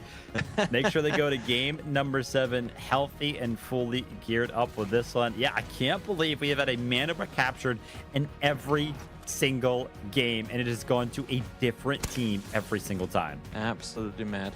Absolutely mad that we're going all the way here. And so many teams that had, I mean, the perfect opportunity to come out victorious. FLC feel like they really had it in their realms to come out and claim the win here, but not quite to be. WLG going to be our 4th team on the board. Whew, big sigh of relief for Oko. That was a hard-fought one. Remember, they were down to just Oko left alive, but he was able to get the rest up on his 2 fallen teammates, able to make it back to all 3 alive, and they come out victorious big in this round. Great work there from WLG. We did see, unfortunately for them, Selen was making his way over to the backpack extract. Unfortunately, did not have enough time to go ahead and allow that one to happen. But there it is, man. We talked about it. Any team could still win going into game number 6. WLG maybe bringing that one to fruition here. They picked up 7 kill points, 1,600 damage, 2 million assets gained, and then, of course, that Mandelbrick. We're going to be having a 4-way tie in terms of the Mandelbricks captured specifically, but we know those squad points are going to tell the story completely for us when we do jump over to that leaderboard. But all of the kills were actually found pretty much entirely by 3 different teams here. WLG with 7. FLC, they picked up 6. They tried to make something happen. They tried to end the competition. They couldn't make it happen. Team Genius played pretty similar to how FOC were trying to do things, but 5 kills in their regard. So big things to discuss now as we see the top performance of that previous round on board. But while that's going on, of course, 2 things. Mainly, now all of the operator picks are reset. You can do whatever you want. You could even double Tempest into the next round if you so desired. All picks are back and available. Also, we're now at a point where we don't necessarily get Space City. The last place team gets to decide whether we play Space City again or whether we play Brakkesh. So I believe, if my math is correct, that it's going to be AGARTHA. If they decide they would rather play Brakkesh, then that's what we're going for. Yep, good note there. We'll have to see. You know, usually, I won't lie, I think I've seen it happen like 1 out of like 6 times we've actually gone to Brakkesh. So that last place team usually just ends up feeling confident going into Space City, even though obviously they just played, what would it be, 3 games, and it didn't really go their way. But take a look at this. MVP, of course, is going to be selling. This guy is now on my radar. I will not lie. The shots have been landing today for Selin, and it has been incredible to watch. He's going to be finding himself 3 kills, 540 damage, and about 350k in assets earned. But again, it's just about those headshots that Selin has been able to land throughout the day. Of course, it took all the way to game number 6 for it to actually help them capture the Mandelbrick, but him individually, man, he's been on so good. It's been really, really incredible to watch. Really, really good. What an up-and-coming performance from how they fared in their previous day. They really, really have risen to the occasion with the Mandelbrick now in control as well, setting themselves up for something great. A big, big showdown taking place here in what will guaranteedly be the final match of the day. We went all the way after 2 days of finishing it off in round 5. We are going to round number 7. Will it be Space City? Will it be Brakkesh? We won't know until in a few moments. But before that, a brief break for these players to get ready, get loaded up, get geared to their teeth for the final round of the day. So stick around and we'll see you again in just a few.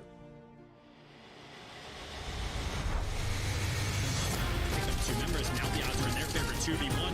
Everything getting spammed away, and MT getting a little solo. Hang on a second, NL. Look at that. It's an absolute sweat. This. And Ellis just got it over here. Lines them up, even through the shot. You're nuts. For the last remaining 3 BOV, they find 2 instant knocks. The Elm's going to be hopping off to that.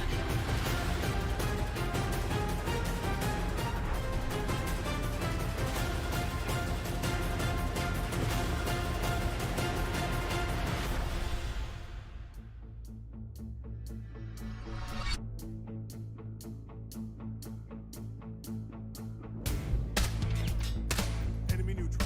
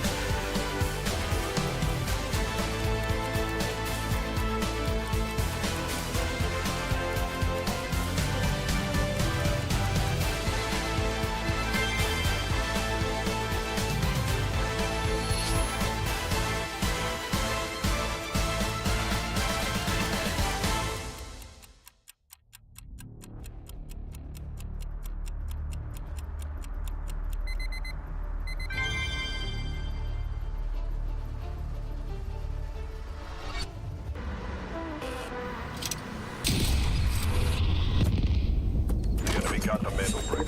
Find it. Stop them. Mandelbrick decoded. Nice work, operator. The time to strike is now. Do not let me down, operator. Decoding has begun. Defend the area.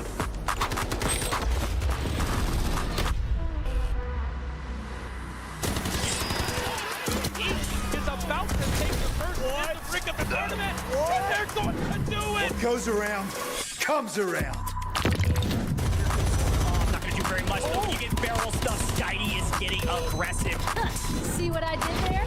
You ain't seen nothing yet. Let's knock them off their feet. There we go. Oh, much damage, and there it is.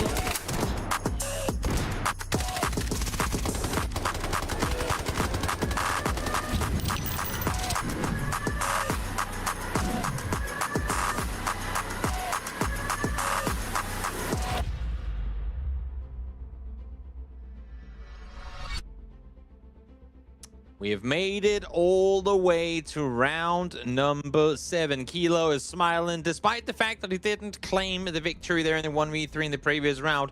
Still a smile on his face. FLC as well, Soloa smiling for this one coming up, as FLC, they were able to get themselves the first break of the day, but not able to get one in repeat. 4 teams now, Vivid, on the hunt here for the double Mandelbrick win.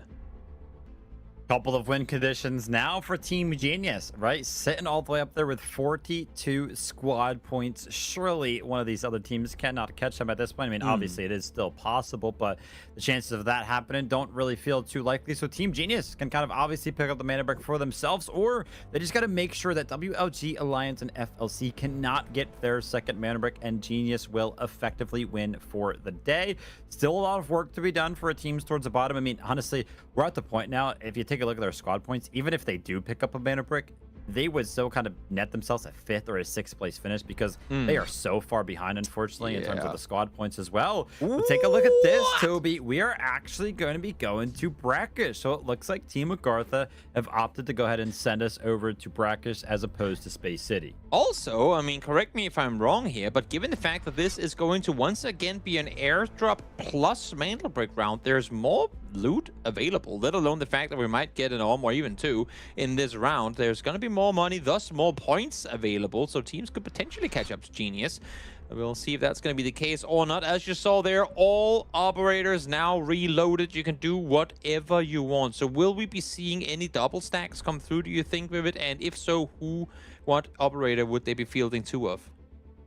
I've really seen it to be quite rare, honestly, so probably not, because you really do feel like you need some utility there in terms of the smokes, in terms of the reconnaissance, and then of course something like an Allura to go ahead and deny some of these Mandelbrick angles. But going into game number 7, man, Tier 1 spawns. They're going to play a big part of this one. Teams number 1, Alliance, AGARTHA, and WLG are the 4 teams that could potentially pick up a Tier 1 spawn, which is kind of funny how this one has panned out, because our 2 teams in 5th and 6th place are amongst those 4 teams that could potentially get the Tier 1 spawn. So a lot to play for every single team here today. And of course, all the teams have been through the grinder for this entire race. And as far as I can see in the loading screen, no one is getting into this one with gold armor or helmet. So teams having to be a little wise about it coming into this one. Wise indeed. Got to bring out all of the stops here. I'm sure they invested every last penny that they possibly could. And sure enough, it's going to be Team AGARTHA. And funny enough, it's going to be team number 1, both of 2 which get the Tier 1 spawns here. So 5th and 6th place going to be sharing early access to this Mandelbrick. We'll have to see if they can make anything happen with it. Important to note as well, of course, that the week, or the day that Team AGARTHA won last week, where they finished in 1st place, was actually off of a 1 Mandelbrick game. No one got themselves the double, and therefore it was AGARTHA that won off of the squad points. This time around, though, as you were saying before, even if they do get a break here, being able to catch up 35 points to Genius in 1 game, I don't even know if there's that many points available in a single round. Would be super tough.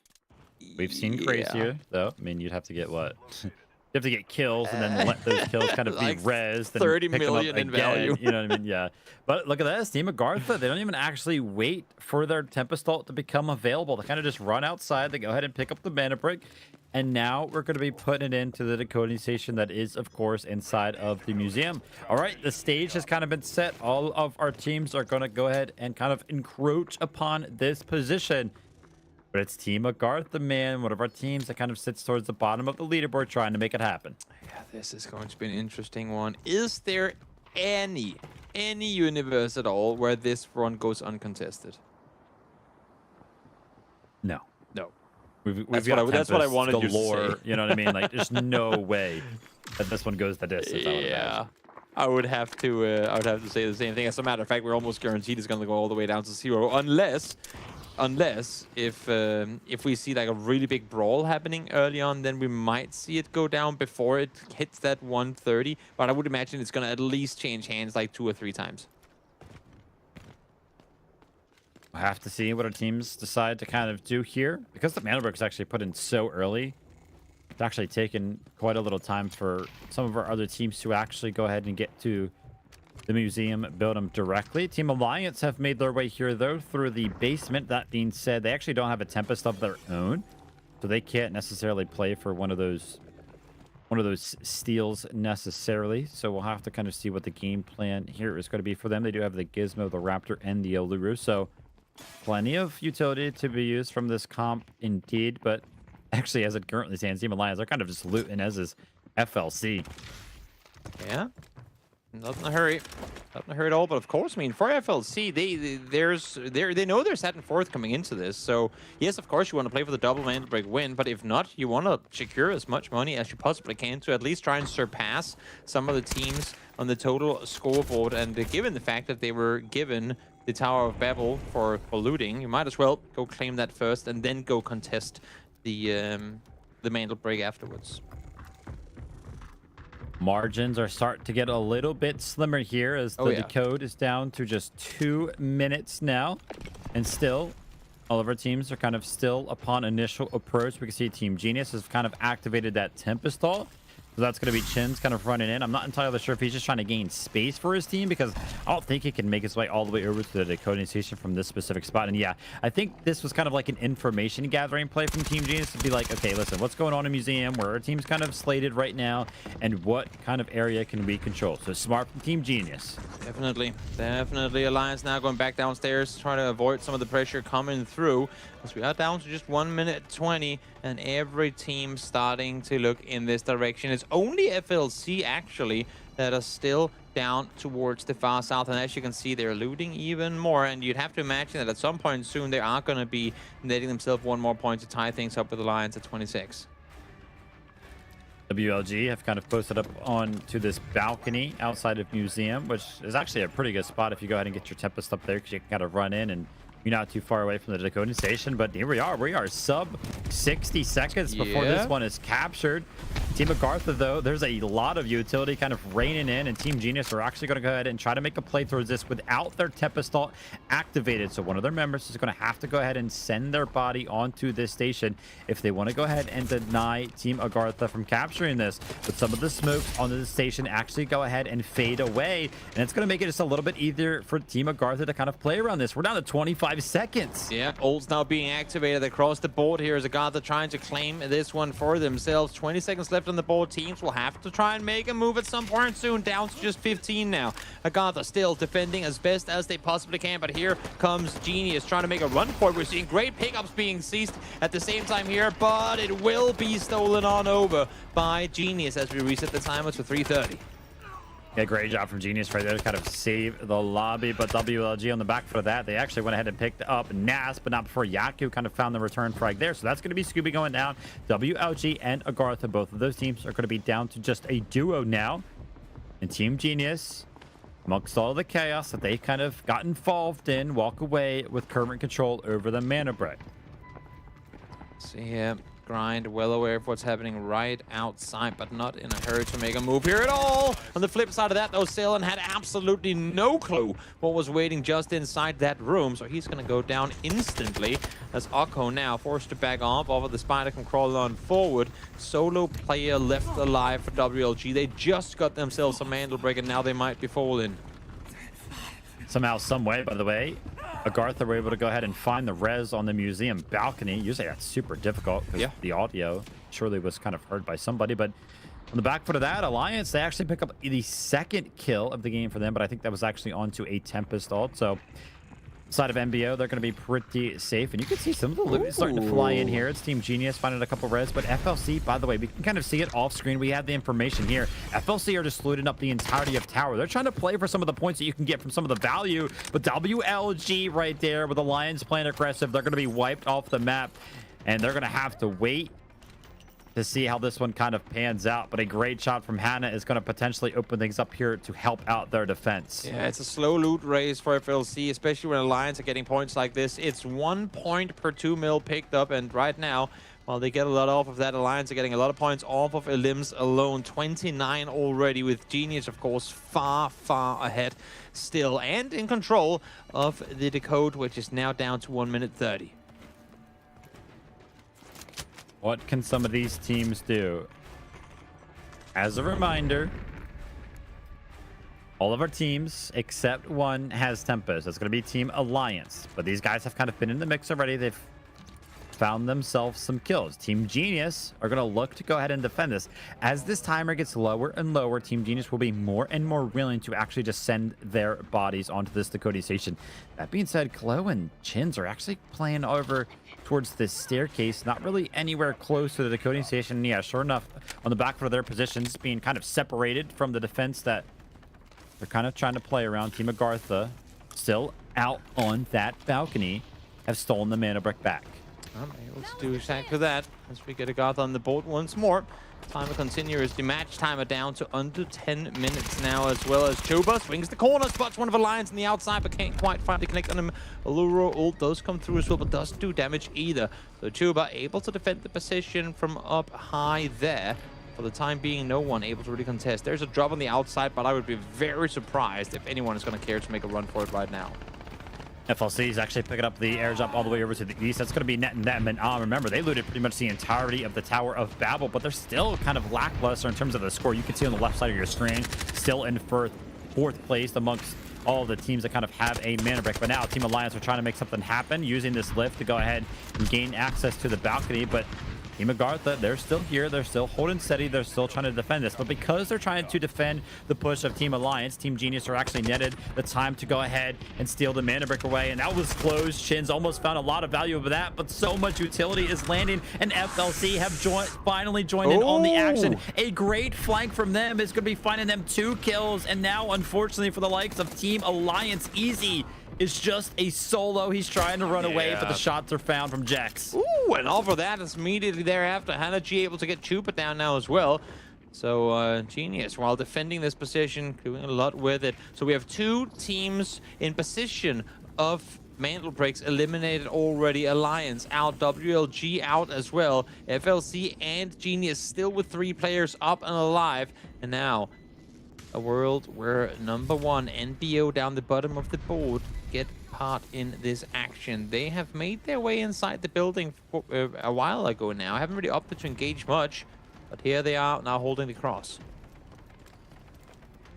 90 seconds. We've made it here once more for Team Genius. Multiple times throughout this specific Mandelbrick that they have been down to this timer. The disarms are trying to come in. These disarms just denying the res from Team AGARTHA. How annoying is that for them, right? And you can see this enter is going to do the same exact thing. So multiple teams actually investing their Tempest utility to just go ahead and deny this res. And it's just going to be the same game plan for AGARTHA to try to go ahead and make this one happen. But this is getting stalled out here. I mean, Team AGARTHA are going to be left alive, but Team Genius are going to have a big smile on their faces. There's now 50 seconds remaining before they win this Mandelbrick and win the competition today. See if it's going to be the case or if FLC has something to say about it. They're all stuck in the hallway right now, trying to make their way upstairs. NBO holding this one tight. Let's enter. Is that here denying any sort of entry from the other side. Nast already activating his ropes. Is he going to make a run for the decode or is he not? They are on it for the time being. Let's see if he's going to get it as well. Indeed he does, right before being taken down. And a reset once more up to 2 minutes. That was actually Chin's full send in his body. The Tempest, but I don't think he had his ultimate activated, so he goes down. You can see Kalo off in the distance. He's actually going to be finding the res there. Unfortunately for FLC, they've lost a couple of members amongst all of the chaos that's kind of happening around the museum building.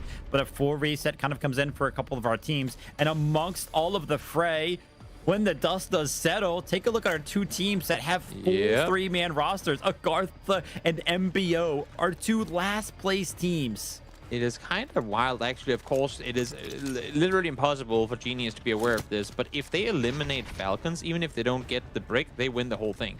Like, their sole focus right now should be finding FLC and taking them out as well.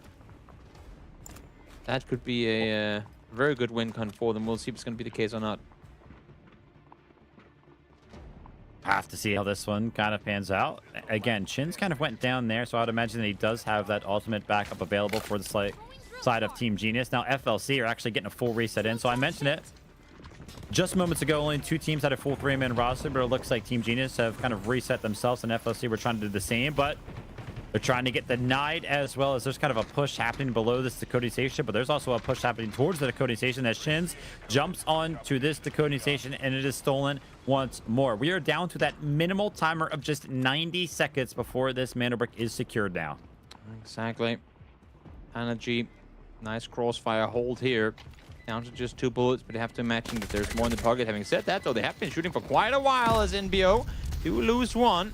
Saloa trying to defend from this position. They've been able to get one player back up. Looks like they're going to be able to get the rest on the last, as well as they get stolen away once again. All these continuous back and forth steals make it possible for FLC to get their rest back on their teammates, or at least try to. As I say that, though, Saloa will fall and get flushed as well. So they're down to 1 once more, and off of that, now they are fully eliminated, which means that Genius, unless if something absurd happens here, should be your victors, regardless of whether or not they get the double break. Yep, they're going to go ahead and win out the tiebreaker no matter what happens. But MBO and AGT here, they can still make something happen, right? Like a 13-point swing wouldn't be too crazy for them to kind of contest for some of those 3rd and 4th place spots here. So we'll have to kind of see if they can make something happen. But Team Genius, they don't have that information. They're still going to go ahead and try to win this just based on the fact of getting 2 mana bricks. It is kind of important to note. Remember, a mana brick capture is actually worth 1 point on the group stage leaderboard as well. So Team Genius want to play for it no matter what. But team of number 1, they go ahead and jump on this mana brick, so they have control over it right now. This might end up being one of those scenarios where nobody picks up this mana brick. I mean, it keeps going back and forth, and we're down to just 3 minutes and 30 seconds remaining in this map. Yep, could very well end up being the case if it gets stolen once more after we go sub 1 minute 30. It will not be going over to anyone. This is just... I was wondering, I mean, I hope we have data on this somewhere. What's the record for most steals in a single round? Because I feel like right now, with the pace of which it's being stolen over, they're trying to break it. Yep, very, very tense here. All these teams want to go ahead and secure this. It's currently Team AGARTHA that have control, but we know the game plan here for Team Genius. It's been rinse and repeat for them. They send Shins in on the back for the Tempest, and then he rolls through the smoke and tries to find one of the kills. This time around, he got a little bit hesitant. He almost did enough damage. If one more bullet would have landed, he would have got the knock right there. But I think he was worried about the timer kind of running out. He didn't want to get stranded out there on that balcony. So plays a little bit safe and sends himself back. Yeah, because he actually had quite a lot of health to work with when he did opt to jump back. So one more bullet, as you said, could have opened up a big opportunity for them. They are still the ones in control of the Dakota as we go sub 1 minute once again. Let's see now if AGARTHA or NBO and number 1 has it in them to go contest. Also, FLC and Alliance tied at 27. Is there 12 points left to be found anywhere here for NBO? Should they also be able to get themselves the break? We'll have to see as this one goes through. Bunch of math to be done once this one has concluded, but still a couple of minutes away from this one going down. AGARTHA actually switching up the strategy. Typically, they would kind of use this position to just jump onto the coding station, but they're kind of tired of playing against Team Genius. They've actually taken a forward position, and they're going to get punished from that. Team number 1 have found the knock onto Yako, so AGARTHA's going to be chopped down to just a duo, but a full-fledged attack from the likes of NBO is going to be met with Kalo from Team Genius, who is interested in just standing strong on the decoding station and making sure that they go ahead and pick up this second brick. Hannah makes it well worth their while and picking up a kill to boot as well. And there it is, Team Genius to pick up their second mana brick finally after a bunch of steals. absolutely love the aggressive possession they're playing out of here, where before they've been sitting down the alleyway, a little more defensive. Now they're well aware that many teams have been eliminated, and therefore it allows them a chance to push on forward, play aggressive on the brick itself, and hold it all the way through to the end. Incredible day here for Genius, ending up with a double brick and 46 points, which could eventually become even more. We'll see where this game ends. Still got a minute 20 left to play. Technically a battle for 5th place between NBO and AGARTHA, right? So still battle for a technically point. Something just a little bit to be played for. But Team Genius, they've gotten all the points they possibly can, by the way. Guaranteed first place, 2 Mandelbrick, so they're going to be getting 10 points based on how they have performed today. Excited to see if that kind of switches things up on that leaderboard, but number 1, still trying to make something happen again. They don't really know how everything's spinning out on the leaderboard. That grenade might land and deny the res, but it does not. And the solo from Team AGARTHA is actually going to be chased off into the distance with just a sliver of HP. Yeah, so, of course, I mean, what could end up being a very valuable point in the end of it here as NBO versus AGARTHA. Last place gets 0. 5th place gets a single on the day. So we'll see who ends up being the one to bring it home. As Enter now crosses on over, has his teammate there as well, but a well-placed incendiary is going to slow them down for the time being. Team Genius just kind of fend this one up again. What feels like a little bit of a victory lap here. Let's see if they can go ahead and show some individual prowess and land some following shots that go ahead and add insult to injury to some of our other teams. Chuba, if he finds some of these kills, it could be the difference maker, but he's going to be chopped down entirely too fast to make anything happen. Some kills are kind of traded amongst all the chaos in the last remaining moments, but it doesn't matter which way some of those kills went. You could say it. Hannah knows it. We won, man. You can see the emotion, some of the reactions, some of the emotes being enacted there from the likes of Team Genius. Listen, we had to go the distance. We had to go all the way to game number 7. But when it was all said and done, we had a team go ahead and successfully pick up 2 Mandelbricks. And well-deserved victory here for Genius. I mean, they all stepped up so big in their game here. Kilo, of course, big impact player throughout the day, but Hannah G as well, landing absolutely crucial shots in order to keep them in the race. A hard-fought day across the board here between some very, very good players. There's Hannah G taking a screenshot. You know what? You won yourself today. You deserve to screenshot that one. Our best team. Everybody knows who it was going to be here. It's going to be Team Genius. Just the back and forth between the coding station. It was pretty much them versus Team AGARTHA for a majority of, but it only required them to go ahead and pick up 2 kill points. Of course, 1,000+ damage dealt. And here's the breakdown here. I mean, dude, 8 kills from the team of number 1 there. As a reminder, I mean, they kind of entered this one. They were struggling. I think they had like 6 or 7 points. So they pretty much potentially doubled the amount of squad points they had in just one single game here towards the end of the competition. So great work from these guys, which is why we're going to be seeing them towards the top killers here. Matthias enter with 3 apiece in 1st and 2nd place. And then Hannah right there as well, picking up all of the kills for Team Genius with 2 out of 2.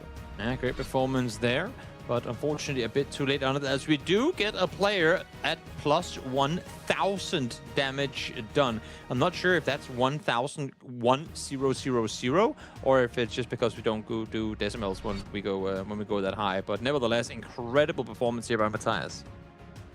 Without a doubt, we mentioned it. I mean, yeah, listen, he was fine. He was also finding the assist as well. So a well-rounded performance there from Matthias on Brakkesh, potentially the right decision, right? I mean, I think it was NBO that went ahead and decided that we were going to be going over to Brakkesh, and they played well in terms of the kills, didn't secure the mana brick, but let's go ahead and take a look at the top asset earners. Again, we kind of saw that FLC was kind of playing around that loot strategy. They were just trying to pick up a couple of extra points to kind of win out some of the tiebreakers and surge themselves up the leaderboard by looting towers, so that's why they were so high. But our MVP is going to be Matthias from number 1. And there it is. Yeah, the kill points. And Toby gets his answer there. It's not 1,000 on the dot. 1,009.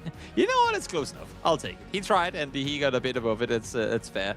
Incredible performance. Would have hoped to see them go out and be able to deliver on this caliber a bit earlier in the day, but we see it so often in tournaments like this when you have a team that maybe played a bit too defensive, maybe played a bit too scared in the early parts of the day. Then when you reach a point where you have, well, guys, we have nothing to lose, might as well go out and make it all happen. That's when they all out of nowhere just start popping off.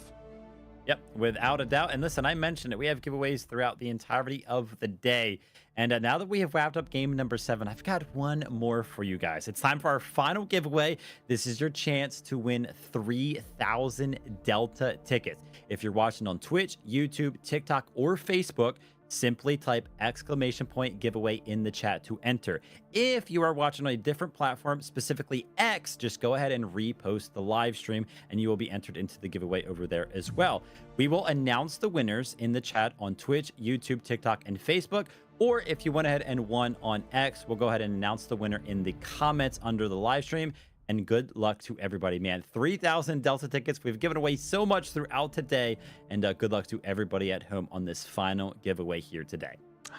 It's amazing. Not only do you get to watch some of the best players in the world take to the battlefield here, but also you get rewarded for watching for your own games. I mean, what better? What better than getting the double whammy on these ones? And what better than for us to finally have one go all the way through to the end? Not only did we get the funny round 6 where teams have to opt in for all these big caveats on their operator choices, but now we get the full round 7 and a fun win to seal off the day as well with it. Yep, without a doubt, it was kind of incredible to see. We saw some games go the distance or some matches go the distance in week number 1. But yeah, Friday and Saturday this weekend specifically, game number 5s across the board. But finally, our teams kind of allotted us a little bit of extra action here today. And it was well worth it because game number 7 was absolutely crazy. The fight over the museum decoding station and the fact that when we made it to game number 7, Brakkesh was actually chosen. Pretty rare for that one to happen. I talked about it going into that one, but we pulled it out, and it was well worth it for Team Genius. And important to note as well, if my math isn't wrong here, Team Genius is going to be the first team in the entire Rise series for EMEA to actually win 2 weeks. Or win two broadcasts. They have won 2 of their 3 days. I mean, that goes to show how incredible they've been playing, right? So they win 2. The one that they didn't win, they still finished, what was it, 4th, I believe, with a break as well. The one that went all the way through to the end that AGARTHA won. So just overall, I mean, Genius is playing, well, let's put it this way, they're living up to their name. Yep, without a doubt. And I'm very, very excited to kind of jump in with these guys. The fact that they did win again.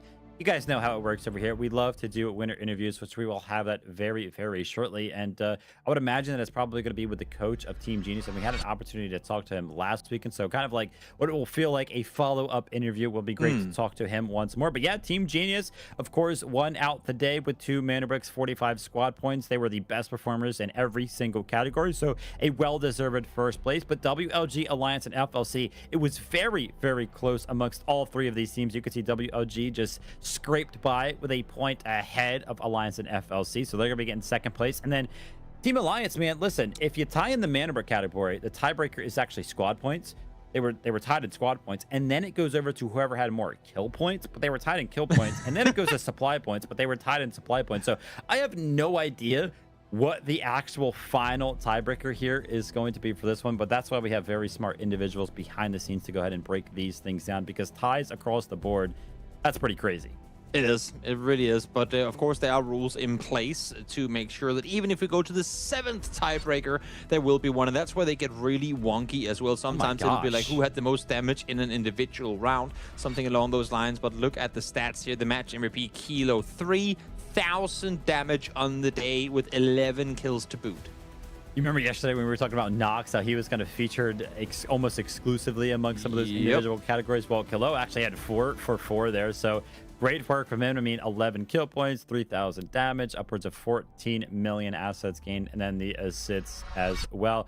But with that being said, Toby, well, I think we're ready for the interview. I think so too. Let's get him in. Let's get an interview ready with Nevada. Congratulations, Genius. An incredible day for you guys. First of all, just talk to me. How does it feel seeing you guys to be the first team to go out and win 2 match days as a whole?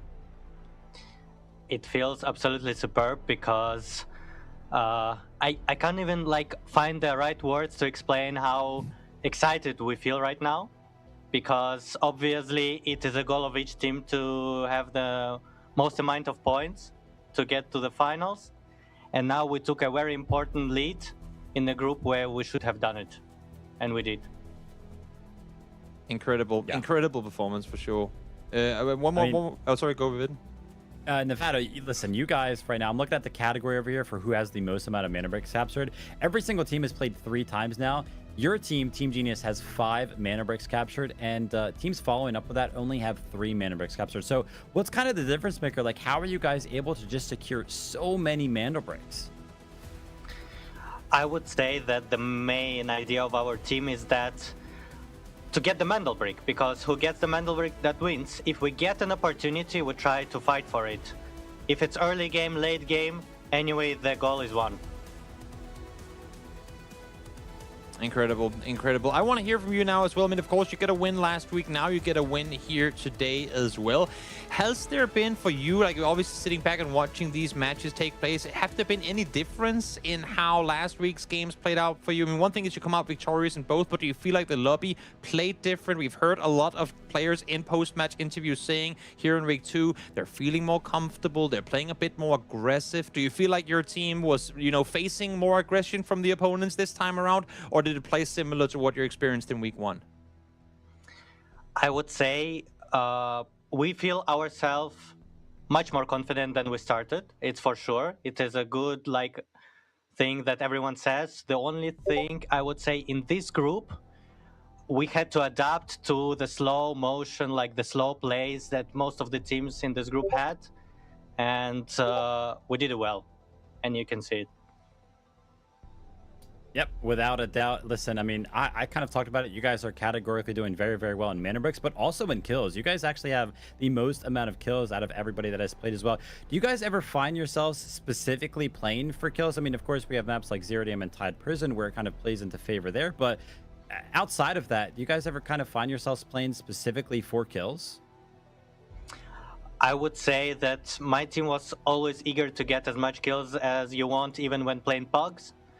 I would say that we are just overperforming after the underperformance of the second game we had.